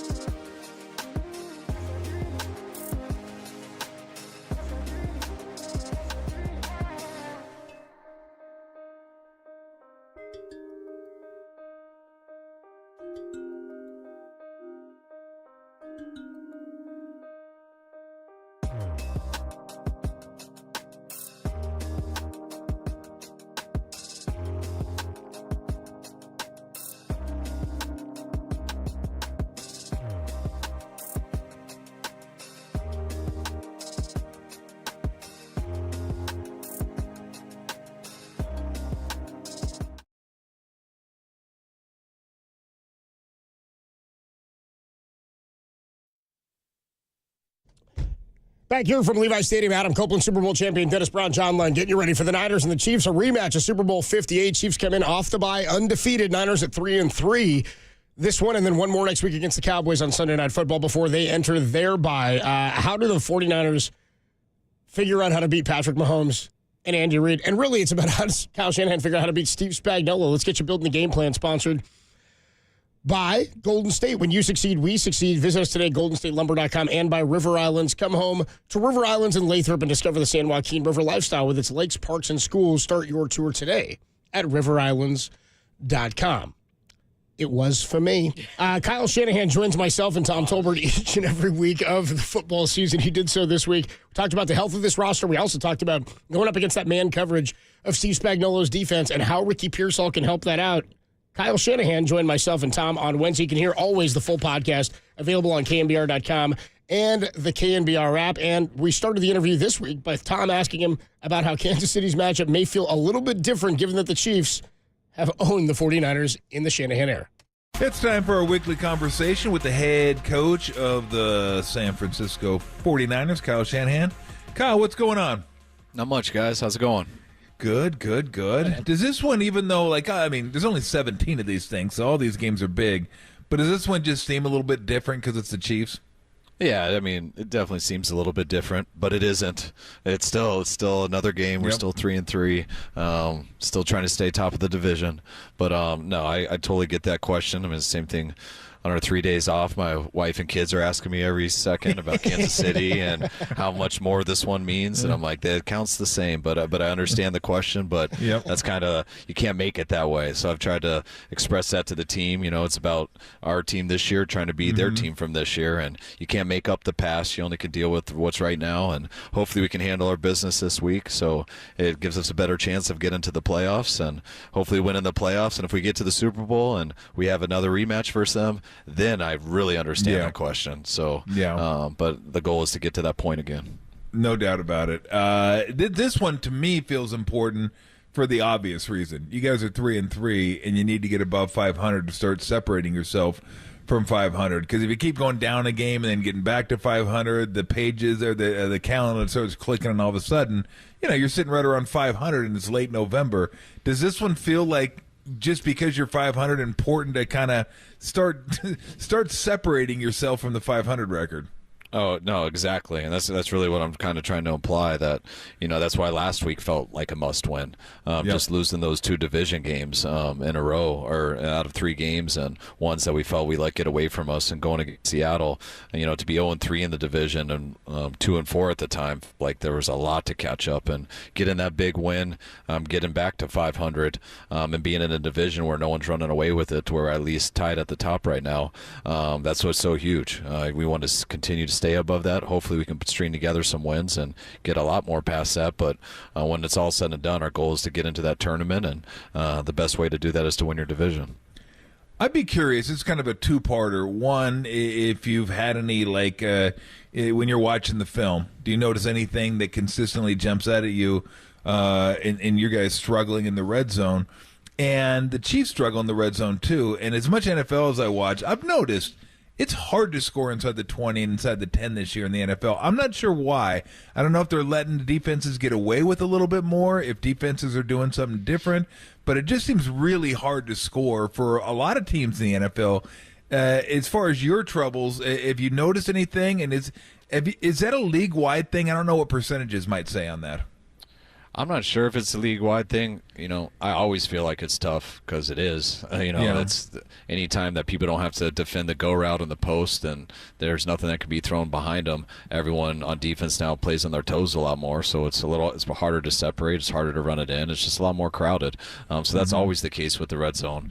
But it's something that I always believe that when you run the ball great down there, then you're going to always have a good red zone team. And if you don't run the ball great, then you're dependent on a lot of luck. You got to have some off-schedule plays and stuff. You always hope to hit someone clean in rhythm. But I was just doing another interview, and they were asking me some of the similar things. And every Thursday I watch all the red zone touchdowns from the week before, and I think there were 38 last week. And when you sit and you watch them, there's about 4 to 7 that are in rhythm to number 1, and everything else comes from a little bit off schedule and so some guys making plays, and that's kind of been the whole story of it, and that's why you count so much on a run game and the things that come off of that. And if you aren't doing that well, I don't care who you are or how many players you have, just dependent on that stuff isn't a high percentage. So you gotta have some sound football where you can run it in. You gotta always come up and work hard as a coaching staff to try to find some freebies where you can scheme somebody up. I think that does get a little bit harder just the way this league is. Just like I said, I watched everything today from around the league. I guarantee everyone else did also. So it's a big copycat league, and people learn how to defend stuff once something works, and it goes back to just having to be sound. And when you do have to be sound, you got to run the ball better, and I think that's something that we and both us and Kansas City have struggled with this year. Well, just tell Purdy to throw the perfect pass like he did to Kittle in the front of the end zone. It was unbelievable. Like that was a one we needed too. We had just we were 0 for 2, and then the one that I thought had no chance to score, he throws such a perfect ball, and probably one of his best throws I've seen him make. One that because he didn't go to it right away. He came back to it a little bit later, and to throw that to the field on the front pylon. Usually when you have to throw that a little bit late, usually you're holding your breath because you're thinking it might be a pick six, and it usually is if it's not a perfect ball. But it was perfect, and it kind of broke the seal for us, for lack of a better term, and we ended up scoring the next 2 times down there. So it was a big-time play. Yeah. Talking to 49ers head coach Kyle Shanahan. We do it every week right here on The Sports Leader. A lot's been made about the Chiefs playing lots of man coverage. Is that overblown, or is that something you anticipate when you see this team or a Spagnuolo defense? I don't think it's overblown. I mean, they do it, and they do it very well. They did it last year at a high rate. They did this in the Super Bowl. I thought they were the best defense last year that we played all year, and just watching them all week this week, I think they're the best defense that we've played this year so far. So they got a good secondary, they got a good blitz scheme and pass rush that goes with it. They're coached extremely well over there. They've all been playing there together for a while, and they got it rolling on defense. We don't know Ricky Pearsall's status yet for Sunday. Great that he's back on the practice field, but is his skill set something that could benefit in the game plan and helping against man coverage? Yeah, definitely. I mean, Ricky's a real good receiver. I'm not putting him all on. He's got to play in this game to help us that way. I think that's a lot of pressure to do with him, but that's one of the reasons that we wanted to draft him. He's very good versus man, and he's a good football player versus everything. So the quicker we can get Ricky up to speed, which we're working on real hard right now, and I know he is, as this year goes, I believe he's going to help us a lot. How much you're a receiver, so how much is getting yourself away from man-to-man coverage about obviously technique and all that kind of stuff, but deception, getting them to think you're doing one thing when you're doing another? It's everything, but deception to me has to do with you got to make guys freak out in a way because they got to overcompensate to guard something. So like when it comes to man coverage, it starts with the go route. Every threat, you want every route to be a go route, or at least the threat of it. So you get DBs out of their pedal. When they're jamming you, you get their shoulders turned from facing you to, if you can get a DB's shoulders to face their own goal line, which is what they have to do to defend a go route, then you can beat them on every other route. If you can't get the guys to turn their shoulders and go face their goal line, then they can stay square, and you got to have really good feet if they're on you and they're not calling holding or PI, which they don't call a lot. Then you got to be able to have the strength to get away from it. So there's lots of skill sets that can go into beating man coverage, and sometimes when you don't have any of that, but your hands are just so good, then you're good at beating man coverage too, because the guy can be all over you, but you have such aggressive hands and stuff, and you're almost like pulling rebounds, and that's what Tony Gonzalez was so great at. You know, he was such a good separator early for most of his career, but even as he got older and didn't have that skill set, like most people do as they get older, he would just post up and stick his hands out, and you couldn't stop him because his hands were so good. So that's something Kelsey does a good job with too. Yeah, they mentioned that like like a basketball player, you just know how to put your body between their body and the ball and kind of keep it there, keep them on your back, so to speak, and then you just extend your arms out. And if you're good at keeping them on your back, they got to go through you to get to the ball.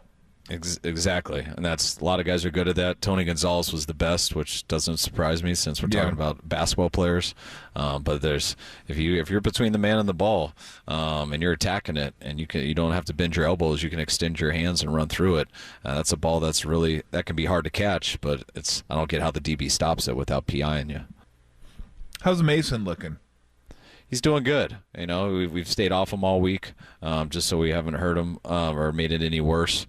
Put him in a blue jersey so nobody hits him too hard. He's doing good. He's had something like this before, so I think he'll be good by Sunday. Okay, so why blue?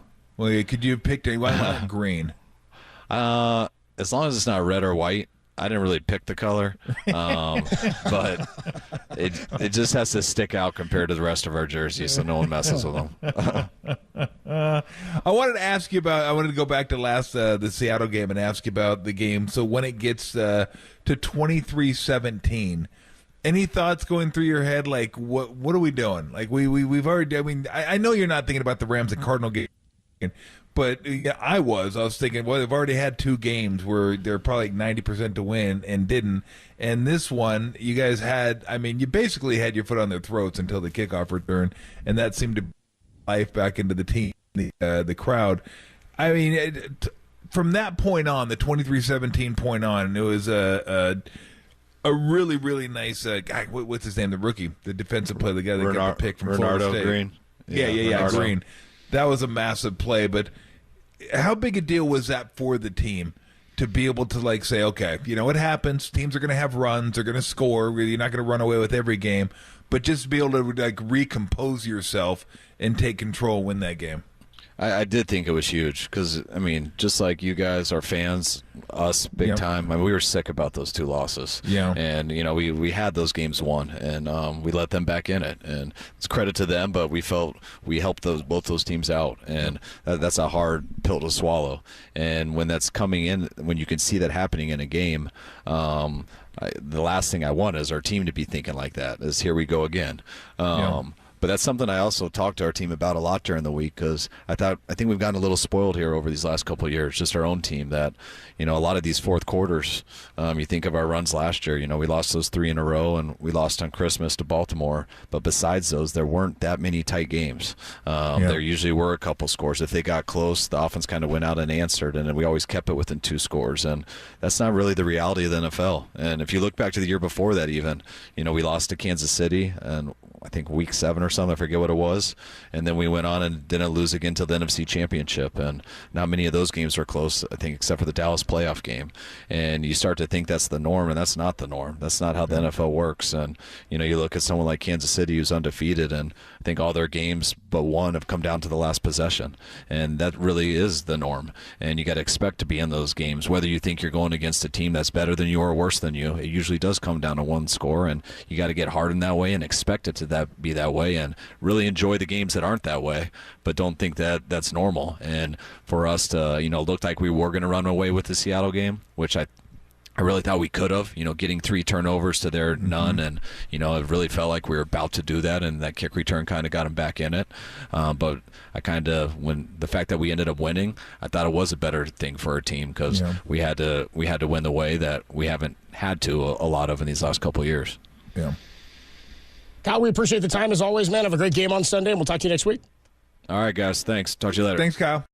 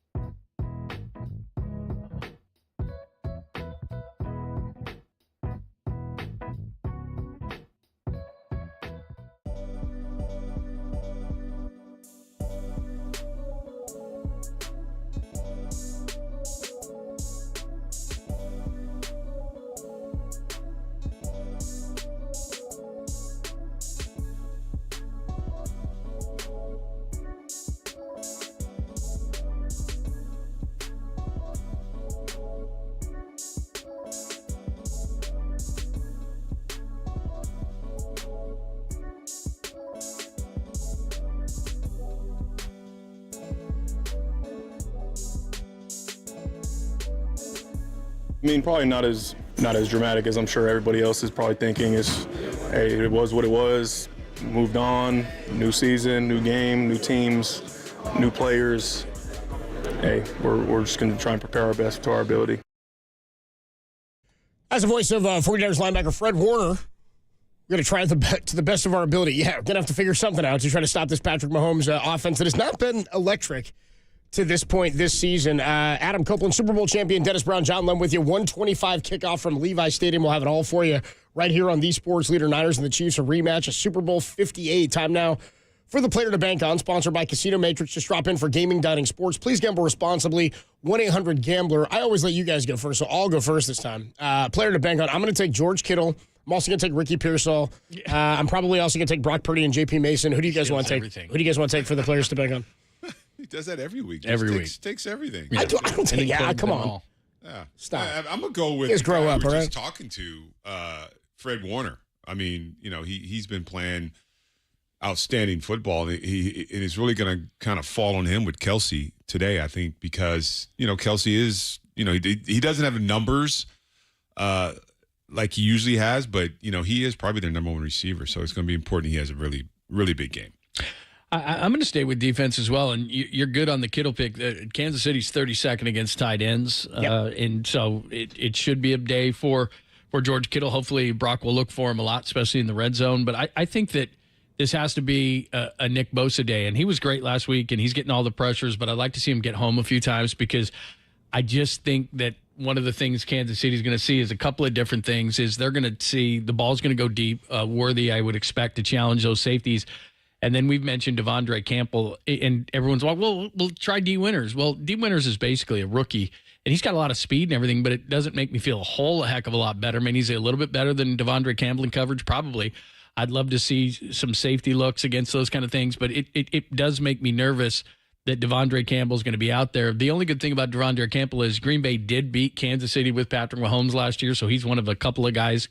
Carlson, the kicker, was in Green Bay last year, so they beat him, but in terms of seeing 59, it makes me afraid that we're going to just see the back of 59 chasing guys like Kelsey all day today. So getting to the quarterback is obviously huge. Yeah. And by the way, the tackles for Kansas City, that's their weakness. Interior of the line is really, really good.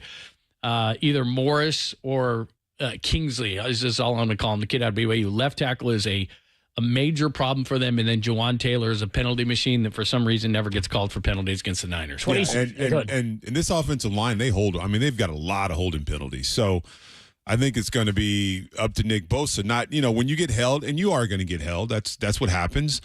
Not to give up, because Patrick Mahomes is always moving around in the pocket, looking down the field. He's going to be around somewhere. So don't give up, Nick Bosa. When you get held, keep working. Find Patrick Mahomes. He's going to be there back there some way and get him on the ground. We've made the connection now with our guy Larry Krueger. You see him and hear him weeknights 6 to 7 on Niners Nightly, and of course on the Krug Show. He joins us now here while we're at Levi Stadium getting ready for the Niners and the Chiefs. What's going on, Krug? How are you, bro? Doing great, guys. Getting ready for what I think is going to be the game of the year. And what makes you say now on paper, or you think performance-wise it may be the game of the year? Well, I just really think that this is the Niners-Chiefs right now is the closest we have to 49ers-Cowboys from the 90s. These are the two best teams. They're often the two fastest teams.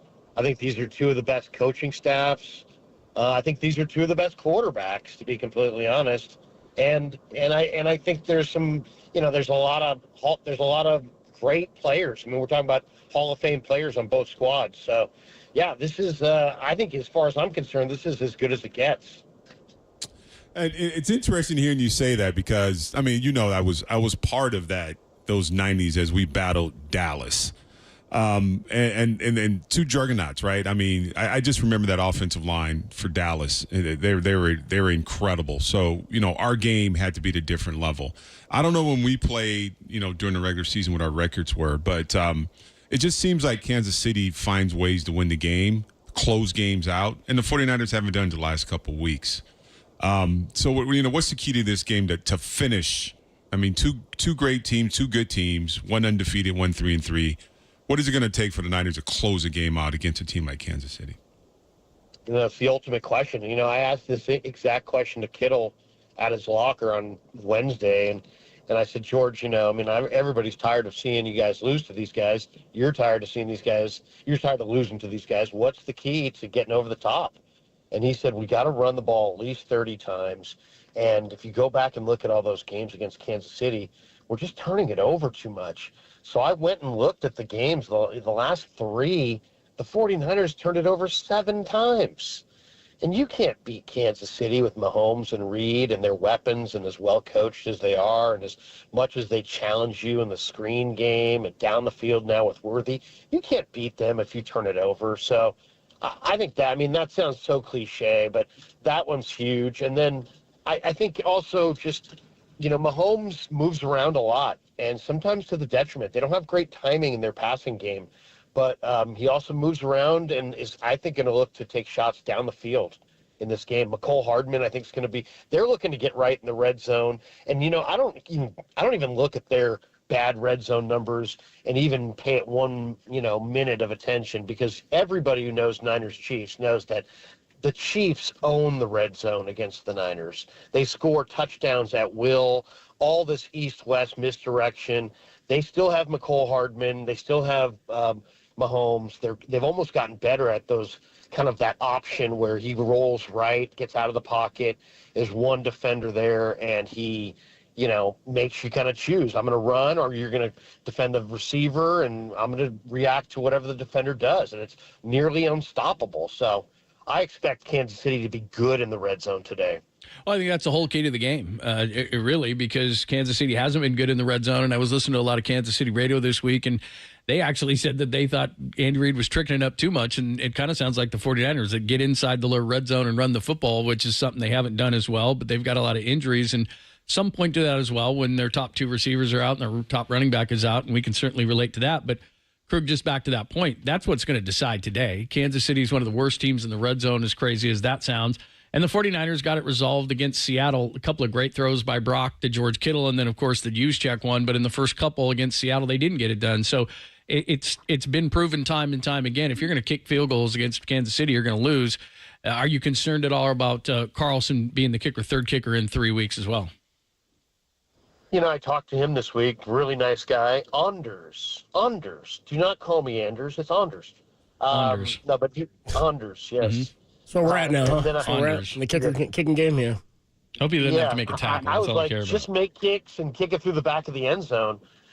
This is a huge part of this game. Let's be totally honest about this. The Niners, have obviously got this. The kicker injury thing is really bad. Wright last week was not kicking them deep at all in the pregame. People up in the booth were predicting, touchdown returns, and we saw one. And we actually saw Laviska Shenault almost break another one early. So it's a huge part of this game. They've got Worthy. He's got huge speed. Hardman, those are the 2 return guys. And if you don't kick it through the back of the end zone, see, the problem here is that this play is run so little now because everybody does kick it through the back of the end zone. And the angles are all new, and the whole play is, as we all know, is a first-year play. So they have no real live reps at coverage. So if you don't have a kicker that can kick it through the back of the end zone, now you're at a huge disadvantage because you've got to play solid coverage, on a play that you're still kind of figuring out the angles. So I don't know. To me, it's very risky. That's a huge part of this game. They have to eliminate the gigantic negative plays that they've had on special teams. Talking to Larry Krueger here. How much can Ricky Pearsall help with this man coverage? Uh-oh. We still got awesome. you? We still got Krug there? Did we lose Krug? No, we do have him. Oh, Kyle behind the glasses. He's going. He's okay. Right. They're remaking the connection there. It was Larry Krueger. You can hear weeknights 6 to 7 on Niners Nightly. And, I was joking with you guys earlier. I hate the idea that the kicking could be a factor here, but it's one of those things. Special teams is not really a third of the game until it's not all there for you. And then it takes up sometimes more than a third. We made the connection again with Larry Krueger. Krueger was asking, how can Ricky Pearsall help with this man coverage? Well, I asked Brock just about Pearsall this week, and he brought up man coverage without me even saying anything about it. This guy is considered to be a guy that can separate against man coverage. Now, that was his rep in the draft. That's what we saw if you look at his film in Florida. But if you looked at him this summer, there was a lot of times he really struggled to get away from man coverage this summer. So I think, we know Ricky Pearsall is a really, really tough person, to take a bullet and to go through what he went through. Today, I think we're going to find out how tough of a football player he is, because he's going to be in the middle of the field. He's going to get roughed up. He's going to get hit a lot. He's going to play the slot, but I think he's going to be a very effective player in the red zone. He's really quick. He has great ball skills. He's very confident. And what we're going to find out today, guys? We're going to find out right away how many reps Brock Purdy and Pearsall actually have done, because they looked amazing in May. And then I don't really know. I don't really have a good account, because he hasn't played any games, how many days of practice reps those two have had. But they looked like Cooper Kupp and Stafford in May. So if they were totally on the same page today, because they've done all this work on the side, don't be surprised if that looks like a connection that's very polished, considering it's an early, it's this first game. Larry, appreciate the time as always. We will talk to you in the postgame show. Enjoy the game today. Catch you later. We'll catch you up there. Yep. Good deal there from Larry Krueger again. Niners Nightly, weeknight 6 to 7. Also on the Krug Show, we'll talk to him again on the postgame and get his thoughts on how this one is going to shake out. Adam Copeland, Super Bowl champion, Dennis Brown, John Lum with you, Niners and the Chiefs. And something we talked about the player to bank on for a couple of minutes. There's something that the Niner faithful I know have been complaining about or upset about, and rightly so, is the lack of penalties called on the Kansas City Chiefs. Chiefs, the least penalized team in the NFL, 27 penalties against. 27 penalties against is fewest in the league, tied with the LA Rams, and Andy Reid coming off a bye, 21-4 in his career. However, 3 of those losses have come as a head coach of the Kansas City Chiefs. We got more to come here from Levi Stadium. Niners and the Chiefs, a 1:25 kickoff. We'll get deeper into this one next on the Sports Leader.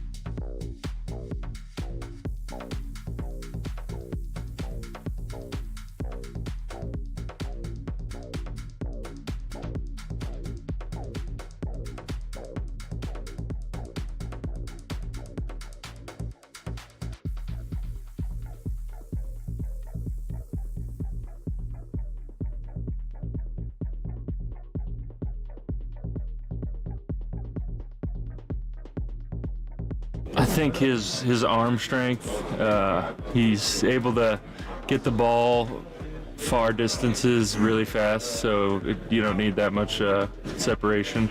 And then his way he creates plays, he likes to pump fake people and make them miss and run for first downs when you need them.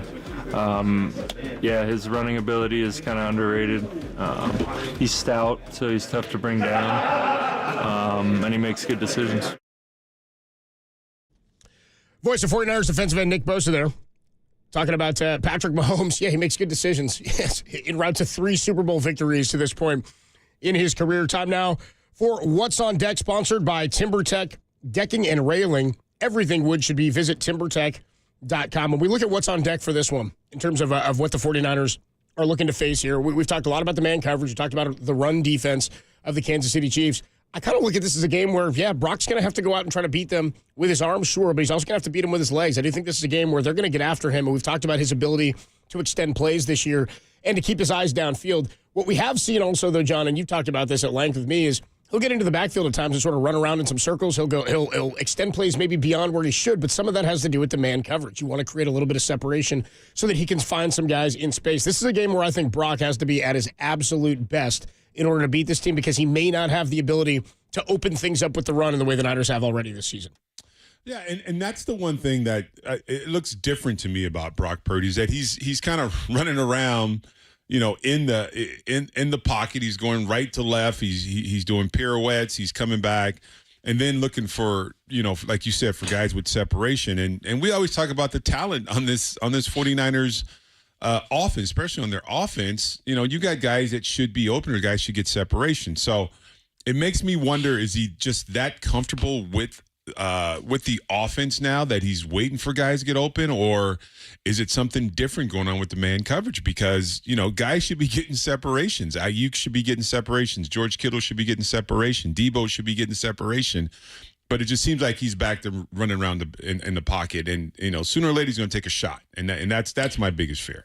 What's weird is that somebody said this earlier on in the show, is he used to get rid of the ball amongst the quickest in the league. It was read and anticipate and throw the ball, and this year he's near the bottom of the league because he's holding on to the ball. Now, some is that a necessity that we just talked about against man coverage. Debo Samuel is the second worst wide receiver in the league against separating from man coverage. I heard you talking about that yesterday on Friday, John. I was like, it's a major problem. So, again, Juwan Jennings was great in the Super Bowl. You lose him, but Ricky Pearsall's coming in. Now, can he be Juwan Jennings? I don't think in week 1 of his career, but, we'll see. But this is why he was drafted, as we said. Brandon Ayuk can get away from it, although he didn't in a great fashion in the Super Bowl. Now, they don't have L'Jarius Sneed, but look, this is the rest of the league. This is what the rest of the league did. It's one of the reasons why Brock runs. Because against man coverage, guys have had their back to Brock, and he's looking at it going, I got a free 10 yards here. I've got to take it. So he's scrambling to make plays. There's sometimes not guys open, and then sometimes if they're doing man, then their back's to him. So the combination of the man coverage working for other teams, Kansas City set that up in the Super Bowl for others to copy, and then them playing man, so Brock's got some lanes to run in. That's kind of been the combination. But I think today, and this goes back to something Krug said, which is turnovers. You've got to know when a play still has a possibility and when a play does not. I don't want to see Brock run around too long back there because, like you said, Dennis, it's a ticking time bomb for him to get hit. But also, if you're trying to make too much happen, a lot of times you turn the football over, and that has been one of the worst things in this losing streak against Kansas City, against Mahomes, against Reed. They're turning the ball over too much. Something else we should pay attention to here, and this is just an interesting note in terms of what the Chiefs have been able to do. I mean, when the Niners and the Chiefs met in 2019 in the Super Bowl, I don't think any of us would have any issue saying that was a defensive-led team by the 49ers. The Niners' defense maybe hasn't been as good since that front in 2019. 2021, I would still say they were a defensive-minded team, even though they had the brilliance of Kyle Shanahan and George Kittle, and you still had, of course, Debo Samuel and Brendan Ayuk, and the offense was humming at that point as well. You moved it to last season. They were definitely more of an offensive team than the Niners. The Chiefs, who have been an offensive team under Andy Reid, any team Reid coaches is an offensive-minded team generally, but they have now become a defensive, identifiable team. Like, that's what makes them successful. Per ESPN, Kansas City has won 11 consecutive games, including playoffs, while scoring 27 points or fewer in each game. Mm-hmm. They get to the number they need to get to, and then they just hold you off. It's something the Niners have struggled with, or the Niners just stop pouring it on. The only team to do that in NFL history, the 1928-1929 Packers. back in the They held it down. Was for me. Simply defense and lack of mistakes is carrying this team. They can beat you in takeaways. You can't give the ball up to them because once they get it, they will hold on to it. They can deflate the clock a bit, and they're going to play call themselves into a situation where they're successful. So this is something the Niners have to do exceptionally well today, is not just play a clean game, but play a smart game in terms of how they give the ball and where they give the ball to the Kansas City Chiefs. Chiefs running back room is a work in progress. We'll get more into that a little bit later, but they have been stopping the run at an alarming rate so far this year. It's Adam Copeland, Super Bowl champion, Dennis Brown, John Lund with you, getting you ready for the Niners and the Kansas City Chiefs. That's coming up at 1:25 local time here, and we'll get you over to Greg and John, and we'll check in with the broadcast booth in just a little bit. More to come here from Levi Stadium. Niners and the Chiefs, a rematch of Super Bowl 58 on the Sports Leader.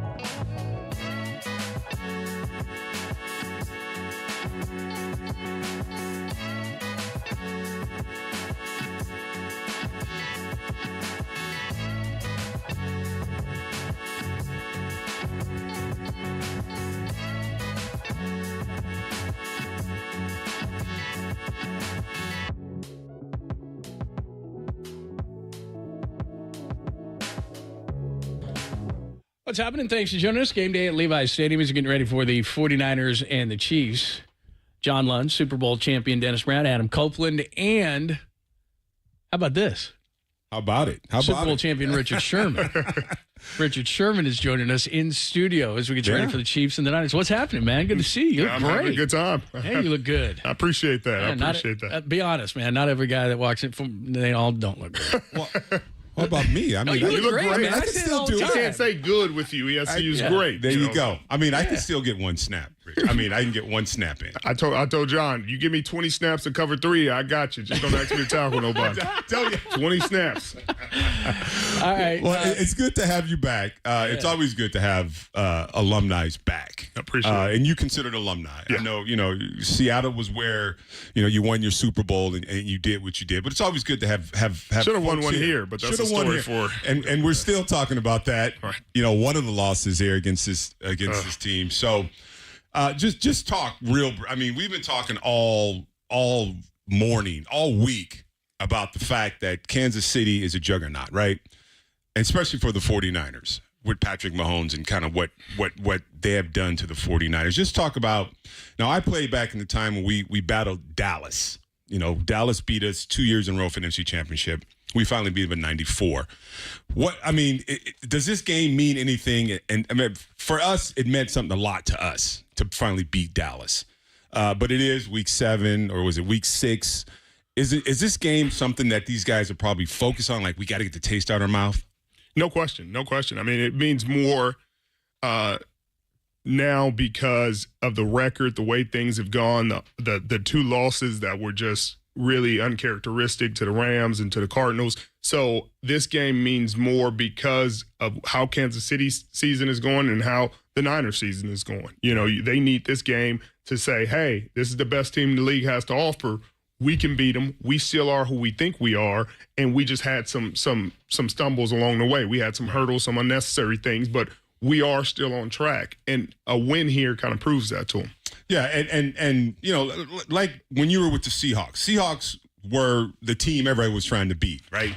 So everyone brought that A game. And back when I played here, everyone brought their A game. Now, Kansas City's not playing the football that we're used to, but they're still undefeated. So, I mean, concerning. Everybody's like, Patrick Mahomes, Kelsey, they're undefeated.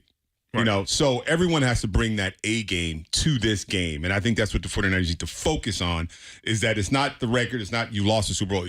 This is the best team. This is a measuring stick for you moving forward. You at 3-3. You're trying to get over 500 and get some distance in this division. So, I mean, I kind of answered my own question there, but that's what you got to focus on, right? I mean, that this is the best team in the NFL. No question, no question. And you're still one of the best teams in the NFL. I got the chance to talk to Christian McCaffrey right before we walked in here, and you're not going to have him for this game, but you'll have him at some point during the season. So that'll be a huge boost. But if you're able to get this win without him, that gives a whole different kind of confidence to this team. Obviously, Juwan Jennings is going to be out. Ricky Purcell's first game back. First action period. I mean, yeah. And so we get to see what he's going to be, but I think it'll be a huge game for Brock Purdy to just, again, establish himself as one of the best. He's going against one of the best quarterbacks in the National Football League, the best quarterback in the National Football League. Yeah. Let's not even sugarcoat that. It's a gap between him and everybody else, but it gives Brock a chance to showcase his talents. I don't know why this game isn't in prime time, but that's a story for a different day. Right. And you talked about Brock Purdy. I mean, just tell me what are your thoughts on Brock Purdy? I mean, I'm about him now. I mean, this kid is proof. He's checked every box. Yeah, I mean, I just if you don't believe now, then you just don't believe. You don't want to believe. Right. You don't want to trust the stats. You don't want to trust the eye test because he passed every test. Whether it's you want to do it by wins, he wins ball games. If you want to do it by talent, he showcased talent. They said, hey, it's the yak. The guys are getting yak. Now, for some reason, I think the guys are like not getting a lot of yak this year, and he's just pushing the ball down the field, getting yardage that way. And he's just he's doing it in every way. And I think, again, your draft status sometimes kind of pigeonholes you into a box, and they never want to let you out of that box, and you deal with that all the time. It took me 3 All-Pros before they really gave me the respect I felt like I deserved. And it was like, oh, yeah, now I guess he is pretty good. It's like, well, I mean, what do you think they were handing out All-Pros, And that's the frustrating part, is because if you talked about it in the lens of him being Trey Lance or just that draft position, they would already be comparing him and Patrick Mahomes, saying they're the 2 best in the league because he's drafted number 3. But since he's drafted Mr. Irrelevant, the last pick of the draft, it takes him so much longer to come around because they're more waiting for him to fail. Everybody's just waiting for Cinderella to lose the glass off her foot. And like, this story, this this story is going to end soon. Like one day he's going to wake up and he's not going to be good, and we're going to be like, I told you so. Yeah. And it's been 3 years now. Yeah, and that's what we do in the media, though. We're just waiting for the shoe to drop. Like, I knew it. I knew he got lucky. He got lucky, but he's been playing well. Go Very ahead. cool to have Richard Sherman. He's the honorary captain today for the Chiefs and the 49ers. He's back in the house here at Levi's Stadium as we get you ready for the 49ers and the Chiefs this afternoon. So take us back. I know this isn't fun, but you know this. I mean, one of the reasons why we're making it a big game is because the 49ers haven't beat the Chiefs since 2014. You guys had a shot in 54, had a shot last year in 58. Is there some psychological thing in which, beyond needing to win the game to go to 4-3, that they need to beat Andy Reid, Patrick Mahomes, Chris Jones, and the Chiefs? No question. They got to show they got to prove to themselves they can get it done. I think no matter what you say publicly, you're going to say the right things publicly because that's the world we live in. If you don't, then it's going to be freaking plastered everywhere. Yeah. But I think they have to say the right things, but it does mean so much more to them. It doesn't really mean as much to the Chiefs, if I'm being honest. They're 5-0. If they're 5-1 at this point, it's still, they haven't been playing great football, and they've still been winning games. So if they lose this game to a really talented San Francisco team, they're not going to sit there and go home and be like, man, our season's lost. But on the other hand, if San Francisco loses, if the Niners lose this game, it's going to be a really tough pill to swallow, because of the other losses. Not because the team isn't good. It's just a very tough loss on top of the other losses, because this is the one you could lose. Before the season, if you said, hey, we lost this game, you'd be like, oh, okay.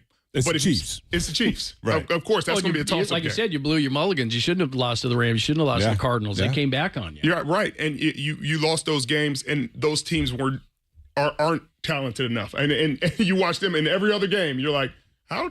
Wait, what? Yeah. They picked their best game to play against the 49ers, of course.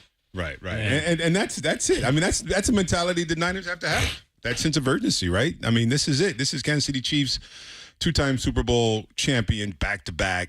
You got to go out and you got to beat them. You got to get it done. You're at home. You haven't played well at home here, so you got to get it. And I know the fans are sitting there like, please just don't be up 10. Yeah. I'm like, I don't be up 10. Look, I'd rather 14 or 7. Oh, and when you say that, it sends, everyone's like, oh man, not up by 10. And you weren't here last week. It was like over 100 degrees here last week. So, it was fans ridiculous. Were dying last week. Do you feel that on defense? And you've played a bunch of great ones. Brady's going to be here today. I mean, those kind of guys. It's a touchdown or less, and here's 15 coming out on the field. What does become your mentality? Well, I mean, great defense is you feel confident, you feel good, but I mean, he's a different breed. I don't think a great defense ever cares really. Right. And great players want to be in those moments, but this kid is just showing a propensity to get it done and to maneuver his way out of very difficult, insane situations. You look up and you see, hey, there's 20 seconds left on the clock. He's down 3. You're like, he's going to win, isn't he? He's going to win this one, shoot, he's going to win. He's going to win. Did we give him the ball back? Right. No, he's like, that's they're like, he's at his own 1 yard line with 17 seconds. Wait a minute. He's going to win this one, isn't he? Man, how's Prime going? You guys are crushing me. You're doing a great job. It's a lot of fun, man. We have a really great crew. Carissa's fantastic. Whit, Tony, Fitz, Taylor. We have a lot of fun. We get to cover some good games. They're giving us good games this year. A lot more divisional games. It's a lot of traveling, though. Is it? Oh my God. We went to, because I'm in Seattle, so went to Miami first week, New York back to back, and then Atlanta. Those are my first 3, and then they gave me a home game to say, hey, you can relax for a second. That's awesome. You had a lot of fun. It's really cool, and they're letting you do what you do, and I love the Marshawn stuff. What do you think? I mean, we saw Seattle, San Francisco, but you're around there, and you're around that team. You know it. What do you think? Is it just Seattle, San Francisco? Could Seattle even compete at this point? How do you see the West now? They can compete. They got to get healthy, and they have to be really healthy. Their right tackle situation, I think they set Stone Forsythe this week. But he just was, Nick, that was was that 14 pressures? 14 pressures. I think the most Nick has ever had in one game. And they just had a really bad right tackle, and they needed just competent play at right tackle. Gino is out there working miracles behind this offensive line at times. And so I think once they got that solidified, they get Abe Lucas back, K9 gets healthy, I think they'll have a solid run at the playoffs. Man, it's good to have you back in the house, man. You're looking great. What else? What else? You got the Amazon going. What else you got going in Seattle? I'm sure. Well, I got my podcast. Cam Chancellor and I opened a restaurant called Legion. Nice. Then I'm coaching youth sports. That's what pushing youth sports, the next generation. The next generation. I love it. You're the best. Hey, congrats, and we love seeing you. Thanks for coming back. Thank you guys for having me. That is the great Richard Sherman. You see him on Thursday nights. He's the honorary captain today, so he's going to be out there. Brady's going to be in the house. It's going to be a fun reunion. We'll come back. We'll talk more about it next, only here on the Sports Leader.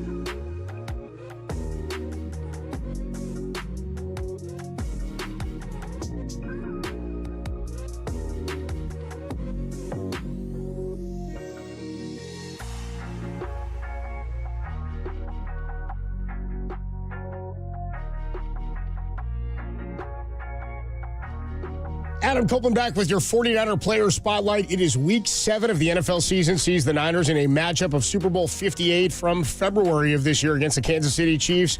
And that's going to bring us to our spotlight, a guy who has not experienced a loss to the Chiefs, who has not experienced a Super Bowl loss, though he is a first-round draft pick. That's Ricky Pearsall, who's looking to make his debut for the 49ers today. Ricky Pearsall, fantastic in his college career between both ASU and out at Florida. He's going to debut today without Juwan Jennings out there. The 49ers could see him as a key player in this one. Just real quick, some numbers on Ricky Pearsall. In his 2 seasons at Florida, 26 games played, 98 receptions, 1,626 receiving yards, and 12 touchdowns. The question is, can he help against this Steve Spagnuolo man coverage defense? John Lynch, who joins our morning show here on KNBR each and every week of the season, was asked by Murph and Marcus if they drafted Ricky Pearsall to beat that man coverage of the Kansas City Chiefs.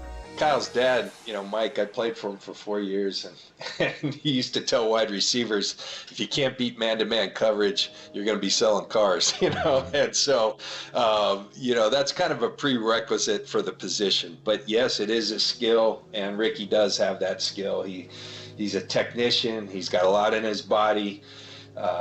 He's a professional who's always going to be in tip-top shape. He's got crazy, yesterday we were looking at, all our guys who vertical over 40 inches. Ricky's one of those. So there's some rare explosion and things like that in his body as well. But then he's a real savvy and smart player. So Ricky had a lot of qualities: toughness, really good hands, confidence, all those things, production. There was a lot that went into drafting Ricky where we drafted him, and we won't rush it. We won't put too much on him, but I think at the right time he's going to contribute in a big way for our team. The addition of Ricky Pearsall, I think about it in these terms. You don't draft a wide receiver as an offensive-minded head coach in the first round if you don't have ideas about how to use him and where you want to plug and play him. Debo Samuel, previously drafted by the Niners there. You had Brandon Ayuk, they traded up into the first round to get, and the Niners have had success outside of Dante Pettis in drafting guys high up to be key players for them in the receiving game. Can Ricky Pearsall help today? We will find out as he makes his debut for the Niners, and that's why Ricky Pearsall against the Chiefs today is this week's 49er Player Spotlight.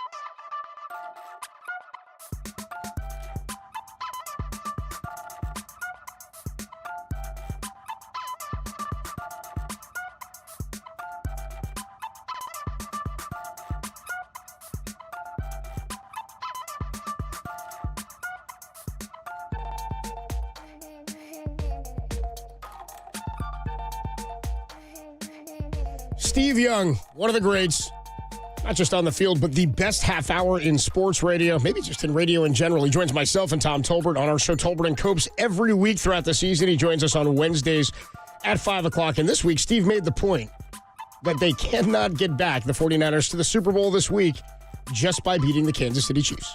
And this is what's so painful about going to the Super Bowl and losing is that it takes forever to get there. It takes so many things to go right to finally get there, and then 60 minutes, and then it's down to 1 minute or one play to get back. And so this game, you can't get back to the Super Bowl this weekend. Can't do it. So, but can you send messages? Can you further investigate defensive strategies from Spags? Can you, there's stuff to get done, no question about it. But you can't, that's what's so hard, is that you can't get back to the Super Bowl by beating the Chiefs this weekend.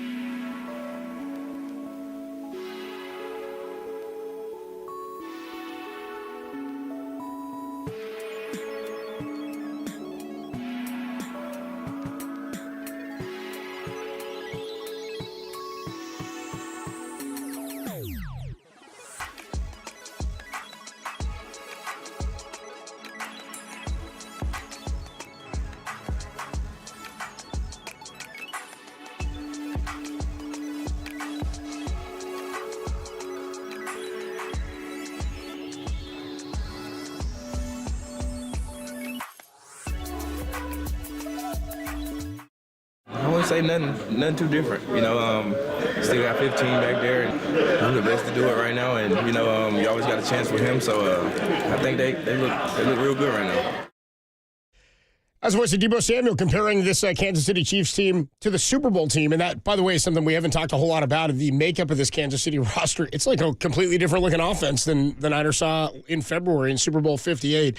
Adam Copeland, Super Bowl champion, Dennis Brown, John Lund with you here ahead of the Niners and the Kansas City Chiefs, a 1:25 kickoff. We're going to hand it over to the broadcast team, Greg Papa and Tim Ryan, coming up in about 20 minutes or 25 minutes or so. And we'll go up to the broadcast booth and check in with Tim Ryan on his thoughts about how the Niners can win this game. Ricky Pearsall makes his debut today for the 49ers. No Juwan Jennings, and Debo Samuel will be in there. But as we talked about mayoko earlier, he believes this is a big tight end game. I'm of that mindset as well. He also said that he thought the 49ers could see Ricky Pearsall maybe help them out in the red zone. You heard the John Lynch cut there a few minutes ago, specifically saying, yeah, he was added because of the skill set that they needed him to be, that they needed in that receiving room and in that receiving core to help him get away and beat some man coverage. Why don't we, before we go up to the broadcast booth and check in with Tim Ryan, why don't we hit the KNBR Score Center here, John, and whip around the NFL and check out some of these scores from across the NFL so far in today's Week 7 slate. And one thing we should point out, the Browns,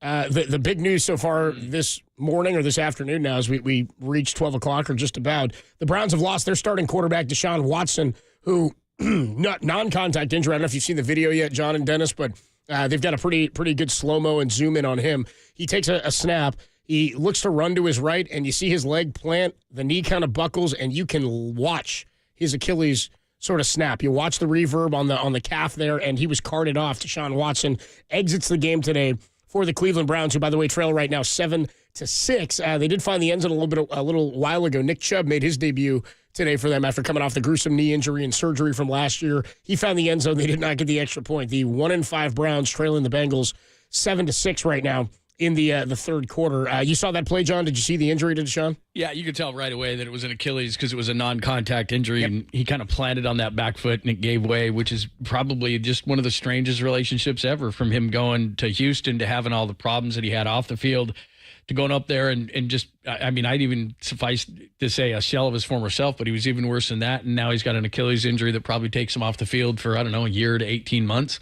I mean, just a weird thing. Dorian Thompson is in there. The former UCLA quarterback was there forever. But a weird season for Cleveland gets worse because even though they haven't made it official, like you said, you can tell that non-contact injury. That's a season ender for right sure. there. And, and so he's going to be down for a while. So weird season for Cleveland because, I mean, just a year ago, 49ers went to Cleveland. That defense was so good, and they beat him with, what, P.J. Walker? Yeah, Madam P.J. Walker. Yeah, I mean, they looked like they were on a team that was kind of on the upswing there, but now Deshaun Watson's gone. What a weird situation that has become. They made the playoffs last year. They won games with 3 different starting quarterbacks last season. Deshaun Watson, P.J. Walker, and then Joe Flacco, who, by the way, is the backup in Indianapolis. And with the way things are going and the way he played at the end of last season, you're like, why didn't they bring him back to be the backup? Why wasn't he there? They asked him about that. Somebody did a couple of weeks ago. He said, Cleveland never called me. So I don't know if they didn't call. So he's the backup in Indy. Just to look around, whip around some of the scores from across the NFL. The Falcons and the Seahawks right now. Seahawks are putting up points today, 24-14 over the Falcons in Atlanta right now. Geno Smith, 17-23, 199 yards passing, 2 touchdowns. Bijan Robinson having a big day as well, 17 carries for 94 yards, and he's found the end zone. And DK Metcalf, a couple of big catches. He's got 4 catches, actually, for 99 yards.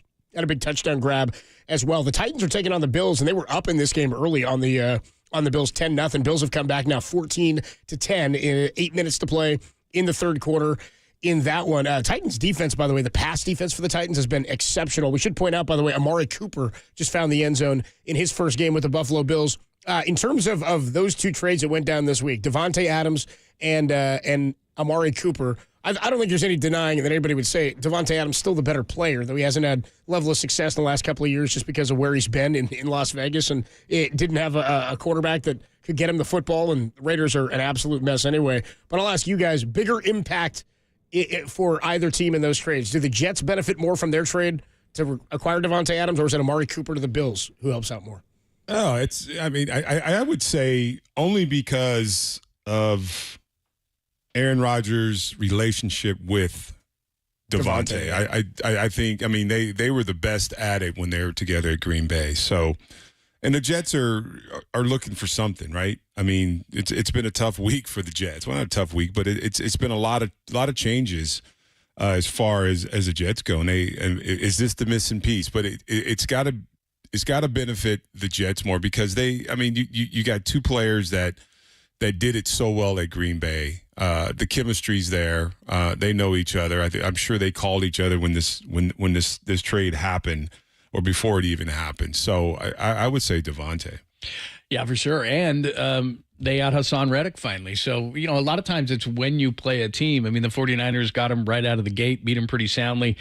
And now you're looking at Devontae Adams. You're looking at having Hassan Reddick back. So if you're in the AFC and you're looking at Kansas City today and you're trying to determine who could win things, we're at week 7 now. And so now the Jets have a number of weeks to get things together. It's not a very good division. Buffalo earlier, I haven't seen the score lately, but they were struggling with the Titans. The Dolphins may get back to it at some point, and New England stinks. So, the Jets could get into the playoffs and then play their best football once Devontae Adams is up to speed and Hassan Reddick is getting after the passer. Yeah, what's funny is I'm going to go the other way on you guys. I said this, we were talking on our fantasy football podcast. Fantasize this, don't you know? Get here weekly on KNBR 1050. We were talking about this a couple of weeks ago in terms of, and I sort of made this case and argument when the Niners were looking to hand Brandon Ayuk a contract, is that how much does a wide receiver change your Super Bowl fortunes? And I do think I sort of equated, John, to apples to oranges, but it's kind of like when bad teams in baseball have a great reliever or a great closer and they always move that guy around the trade deadline because you go, what's the benefit of having a guy who can close out games at the end when you're rarely in that situation? Receivers obviously only as good as the quarterback that can deliver them the mail, that can get them the football and put it in their hands. You saw that with a lack of success for Amari Cooper and Devontae Adams this season. I just think that when you're a quality team like that, you can go rich, get richer. And while Amari is not the level of player that Devontae Adams is, playing with Deshaun this year has been terrible for me. He had 1,200 yards receiving last year. He's been a 1,000-yard receiver numerous times in his career. He's been around for over a decade. I think a player like that being added to that Bills offense, to be a guy who can stretch the field, to be a reliable guy who's not going to be a blow up on the sideline Stephon Diggs type player that Josh Allen and the Bills had to deal with in the last couple of years. I think the addition of Amari Cooper is going to do more for the Bills' fortunes this season than that of Devontae to the Jets, because the Jets are just kind of out of whack. I know the offense needs to get going, and they've moved the play calling duties and all that to Downing and taken it away from Nathaniel Hackett. I do think Devontae is going to be an upgrade with Aaron Rodgers, absolutely. That chemistry is going to be interesting to watch to see how much of that can still pour over, but Aaron Rodgers coming off of probably his best performance of the season on Monday against the Bills. Jets have a lot of work to do. I don't know how much a receiver is just going to change the fortunes of that team. Maybe it's exponential, but the way I see it now, Bills were already a quality team, and they added a quality player. Yeah, I think it'll help because I think Coleman's a nice player, the rookie out of Florida State, but I think that adding Amari was struggling in Cleveland. A lot of people are like, well, he's not what he used to be. Well, while that may be true, you see players all the time that are in a bad situation, and all of a sudden, all this, oh my gosh, he's good again. Devontae Adams, I have a bad hamstring. I can play this week. It's just the situation, and now Deshaun Watson's hurt, but the situation in Cleveland was terrible. I mean, I don't know what happened. They were a really good team last year. And this year, Deshaun Watson can't get it together, and all of a sudden there's a bunch of problems. They had a bunch of quarterbacks, and then finally, as you said, had Joe Flacco at the end of the season, and they figured it out. This year, they can't do anything. So I just think Cooper, along with the rest of that team, there's just something wrong in Cleveland. And I do think that he'll re-find himself with a guy like Josh Allen throwing the football. Yeah, I'm with you on that. More from the scores around the NFL. Week 7 is underway, of course. Niners and the Chiefs coming up at 1:25. We'll go up to the broadcast booth momentarily and check in with our guy Tim Ryan, who will be on the call today. Bengals over the Browns right now, 14-6. They just found the end zone again. Texans, by the way, in what's a pretty fun matchup today. 5-1 Texans at Green Bay taking on the 4-2 Packers. 21-19 right now. The Texans have the ball, looking like they're maybe going to punt it away. Jordan Love in this game, 16-21, 159 yards. He has 3 passing touchdowns. Joe Mixon returned from injury last week for the Texans. He's having a big game too. 86 yards on the ground on 13 carries. And 2 rushing touchdowns. The Dolphins are tied with the Colts 10-10 as it stands right now. 7:45 to play in the third quarter. Devon Achane in that one, 79 rushing yards on 14 carries. The Lions and the Vikings, that's the other marquee matchup today that everybody's paying attention to. Maybe the 2 best teams in the NFC ahead of the 49ers, and, of course, in the same division. Lions up 21-17, looking to hand the Vikings their first loss. Vikings 3-0 at home. The Lions are undefeated on the road. 4-1. Jared Goff is having a brilliant day. 15-16, 188, and a touchdown. Jahmyr Gibbs having a big day as well. 8 carries for 84 yards. He's got 2 rushing touchdowns. That's in part because David Montgomery left the game, limped off with some help, but he did leave the game with an apparent injury earlier in the day. The Eagles are up big on the Giants right now, 21-3, 7 minutes to play in the third quarter. Saquon, a huge day so far, 16 carries, 135, and a rushing touchdown. A.J. Brown's having a nice day as well, 89 yards, and he found the end zone. Some games that are still to come later this afternoon. You're going to get, of course, the Niners and the Chiefs right here at 1:25 on KNBR. The Raiders are going to be at the Rams today. And by the way, Cooper Kupp was expected or thought to be maybe returning this week. He's not going to play. Cooper Kupp's still out today with that ankle injury. And boy, they're still without Cooper Kupp and Puka Nacua, who's still on injured reserve. But they thought Cooper Kupp might be able to come back after their bye week. He is yet to return, and they never put him on IR. So the Rams have just been kind of navigating that lingering ankle injury for Cooper Kupp. Panthers are at the Commanders today, and everybody's hyped on watching Jaden Daniels play. It's been a lot of fun to see him. He's been fantastic. Cliff Kingsbury's got that offense working in a digestible way for the rookie Jaden Daniels, who right now is probably the leader in the clubhouse for Offensive Rookie of the Year. Sunday Night Football, Jets at the Steelers. You'll get your first look at Aaron Rodgers with his old pal, Devontae Adams. He'll make his debut tonight in Pittsburgh. Steelers 4-2, and Russell Wilson looking to make his debut for Pittsburgh. What about that? What do you think about that situation there in Pittsburgh where they're going to go to Russell Wilson after a 4-2 start, and Justin Fields has played pretty well? I just like the idea that, hey, I know we've played well, but we may be capable of more if we've got a big-time quarterback. Who knows what Russ is still able to do at this point, but I like the idea that Tomlin's going to mess with things a bit and see what else they can get out of that position. Let's head up to the booth. I believe Tim Ryan is ready to go, so get you ready for the Chiefs and the 49ers here at Levi Stadium. What's up, bro? Johnny Lund. What's happening? Ready to go. Ready to crack this nut, man. I've not been able to crack this nut. Let's go. Let's go. Dude, I saw the Kansas City Red. I was in there, and they were bringing the gear in, and I was like, let's go. Like, all of a sudden it hit me, right? It's the Absolutely. Chiefs, baby. It's the Kansas City Chiefs. It's a matchup that has certainly given the 49ers problems for a decade.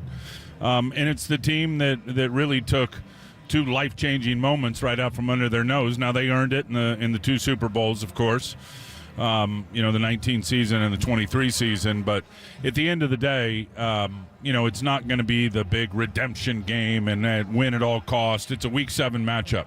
But I think it's a confidence builder that this team needs as we hopefully get to where they want to be in February in New Orleans. Yeah, and, all week long, I've been seeing, the rematch, Super Bowl rematch, and all these different. It's Dennis, not a rematch. You know how it is. Once that ball's kicked off, bro, you're playing your ass off anyway, whether it's the Falcons or the Chiefs. Right, and it's the Chiefs are 5-0, the 49ers are 3-3. So I mean, it's not a rematch. The Super Bowl is not coming back to you. You lost the games, and that's it. But this is a measuring stick, I think, for the 49ers. Correct. I mean, this is the best team coming into your house, and you got to figure out if you're going to compete for another championship. You got to figure out how you play against the best team in the National Football League. Absolutely. So I think that's the number one thing this team should be focusing on. You're absolutely right, and offensively. They've been able to move the ball, obviously, on the Kansas City Chiefs defense, and this is a damn good defense, and without question, the best defense they've played since the Super Bowl in Las Vegas. But you can't make errors in protections. You just, when the ball's out, you go get it. Going to have to beat man coverage. They press more than any team in the league, and again, back to the protections. If it's slide right.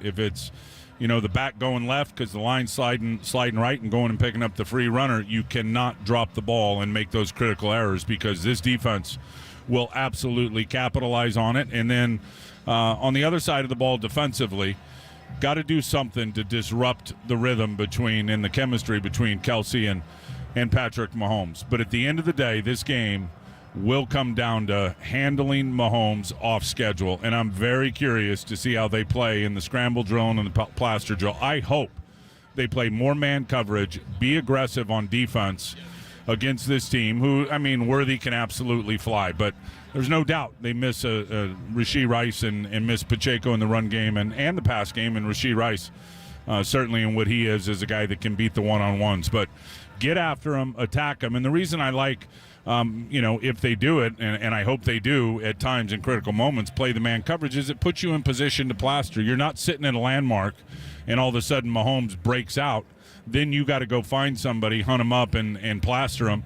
And then how they stick with guys while they're scrambling and trying to get open for Pat Mahomes is going to be the game. And the thing that can really help all that, and right into your wheelhouse, is if you're a defensive end, depth of your rushes. If you're a defensive tackle, staying in your lanes and not getting out leverage, because Mahomes will step up and out in a heartbeat.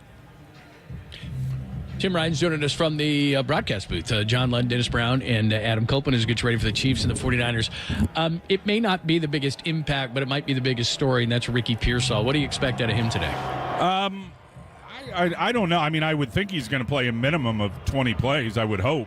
Obviously, he hasn't played a lot of football, and I wouldn't expect him to be clicking on all cylinders. But from what I saw in practice this week, and from what I've seen in practice when he was healthy and going for those days he was going in training camp, he can get down the seam. He can shake people loose at the top of his route. He's got some wiggle to him to create separation, and that's what you're going to need against these two corners in Justin Watson and Jalen Watson and McDuffie. These two cats can get after it, especially McDuffie. But there are opportunities to get some matchups that I think will benefit the 49ers. I think they play a lot of split safeties, Johnny. They play a lot of two deep and manning up with their corners. There's going to be opportunities to exploit the middle of the field. Of course, with Kittle, and I'm sniffing a big day for Brandon Ayuk. He has yet to score a touchdown, but if you watch this cat in practice over the last 2 or 3 weeks, he is clicking, he is twitchy, he has got the stamina in terms of his route running, play after play after play. And with all those split safeties, him on those deep end cuts, I like it. In terms of the run game today, J.P. Mason, the AC joint injury, kept him out of the second half of that game mostly last week, and he was in the blue jersey all this week, and they avoided some of that contact. But the Chiefs' run defense has been spectacular this year. They haven't allowed an opposing runner to go above 46 yards rushing, and that was Derrick Henry week 1 of the season. How do the Niners, you talked about cracking the nut, how do they break that seal? Get dirty, play dirty in terms of snap to whistle, because it's going to be a lot of defenders in the box. This 4-man front will be an 8-man front in a heartbeat with the way those linebackers trigger. And again, for Dennis, it is classic gap control defense. They trust it. They move with the gaps. Everybody's where they're supposed to be. So you got to block them. It's mano y mano. They turn it into a one-on-one game with their 8 defenders in the run game.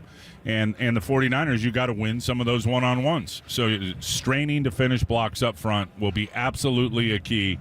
And I think one of the biggest keys is backside guards, backside tackles, at times the center, depending on where the ball's going, whether it be out on the perimeter or off tackle. They gotta get on their horse with angles and speed to cut off those triggering linebackers who see it, key it, diagnose it, and get downhill and trigger into the line of scrimmage. So to me, those are going to be key blocks because, again, as good as they are with their gap control, they're going to clog it up a lot of times in the areas you're trying to run. Now you've got to be able to exploit those cutbacks, and all of that are those guys being able to get those cutoff blocks on the backside. And Kansas City, they play good defense. They play good run defense. They got good coverage in the secondary. Talk about Chris Jones.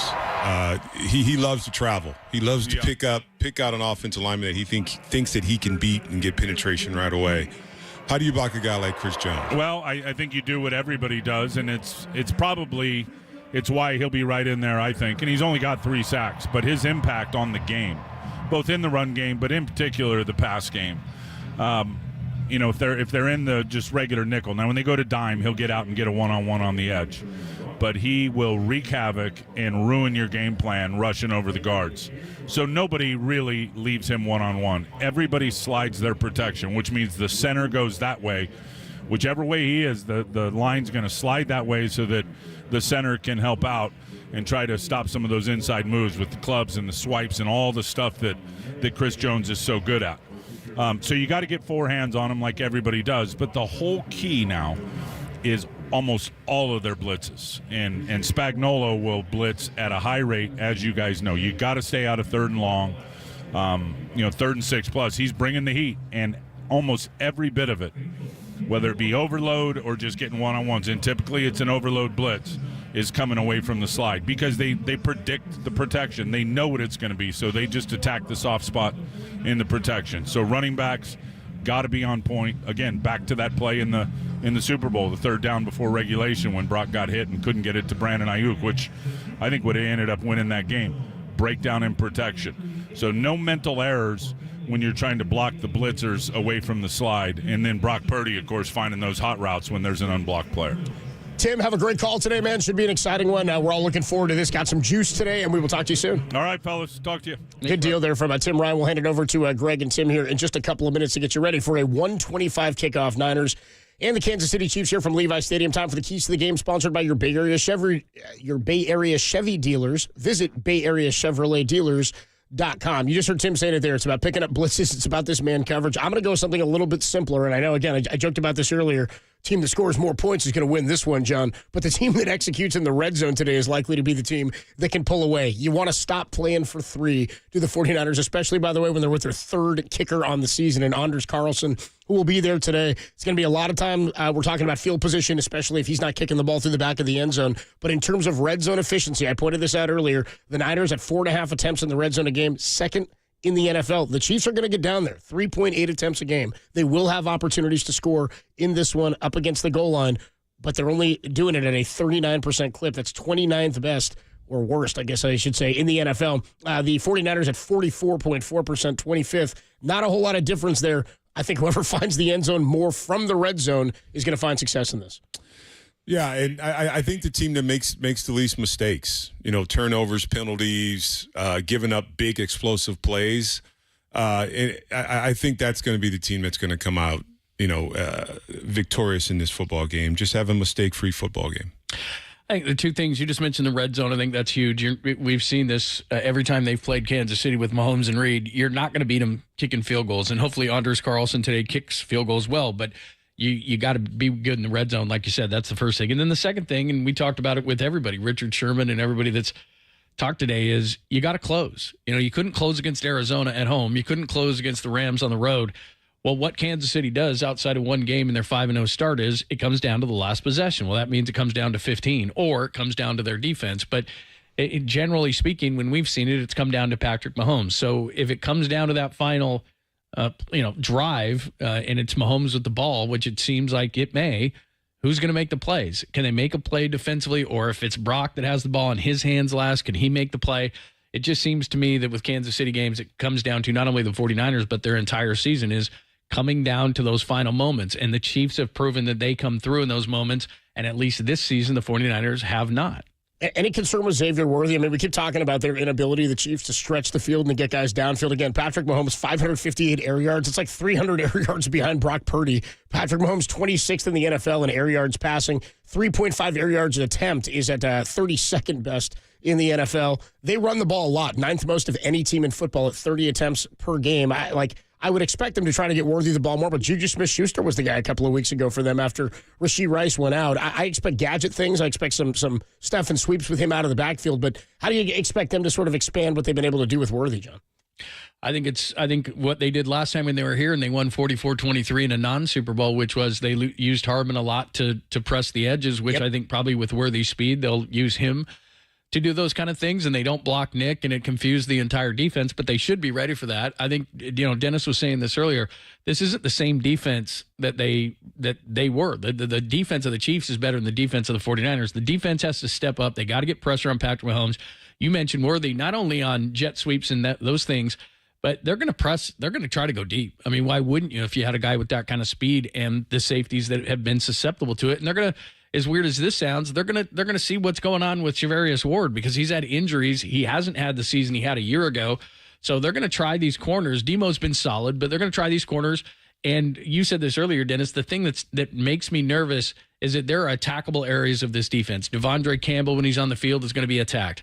They're going to try to get Kelsey away from him. Kelsey killed him in the second half of the Super Bowl. But everything for them, even though it sounds strange, works on the running game. So they got to try to stop the run, stop Hunt.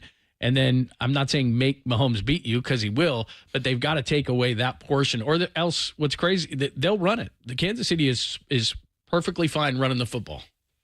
Yeah, they're perfectly fine around the football. It's all they do well. And really, they're not even doing it at that great of a clip. I mean, I pointed this out. 30 attempts a game, 9th most in the league. Only going at 3.9 yards per attempt. That's 27th in the NFL. J.P. Mason leading the league. What's he going, like 5-point-something yards per carry at this point? By the way, real quick, the Ben Barch 49ers inactives. The big inactive, yeah. Yes. Josh Dobbs, Jawan Jennings, Braden Willis, Jalen Graham, of course, Jake Moody, and other than Ben Barch, Darrell Luter Jr.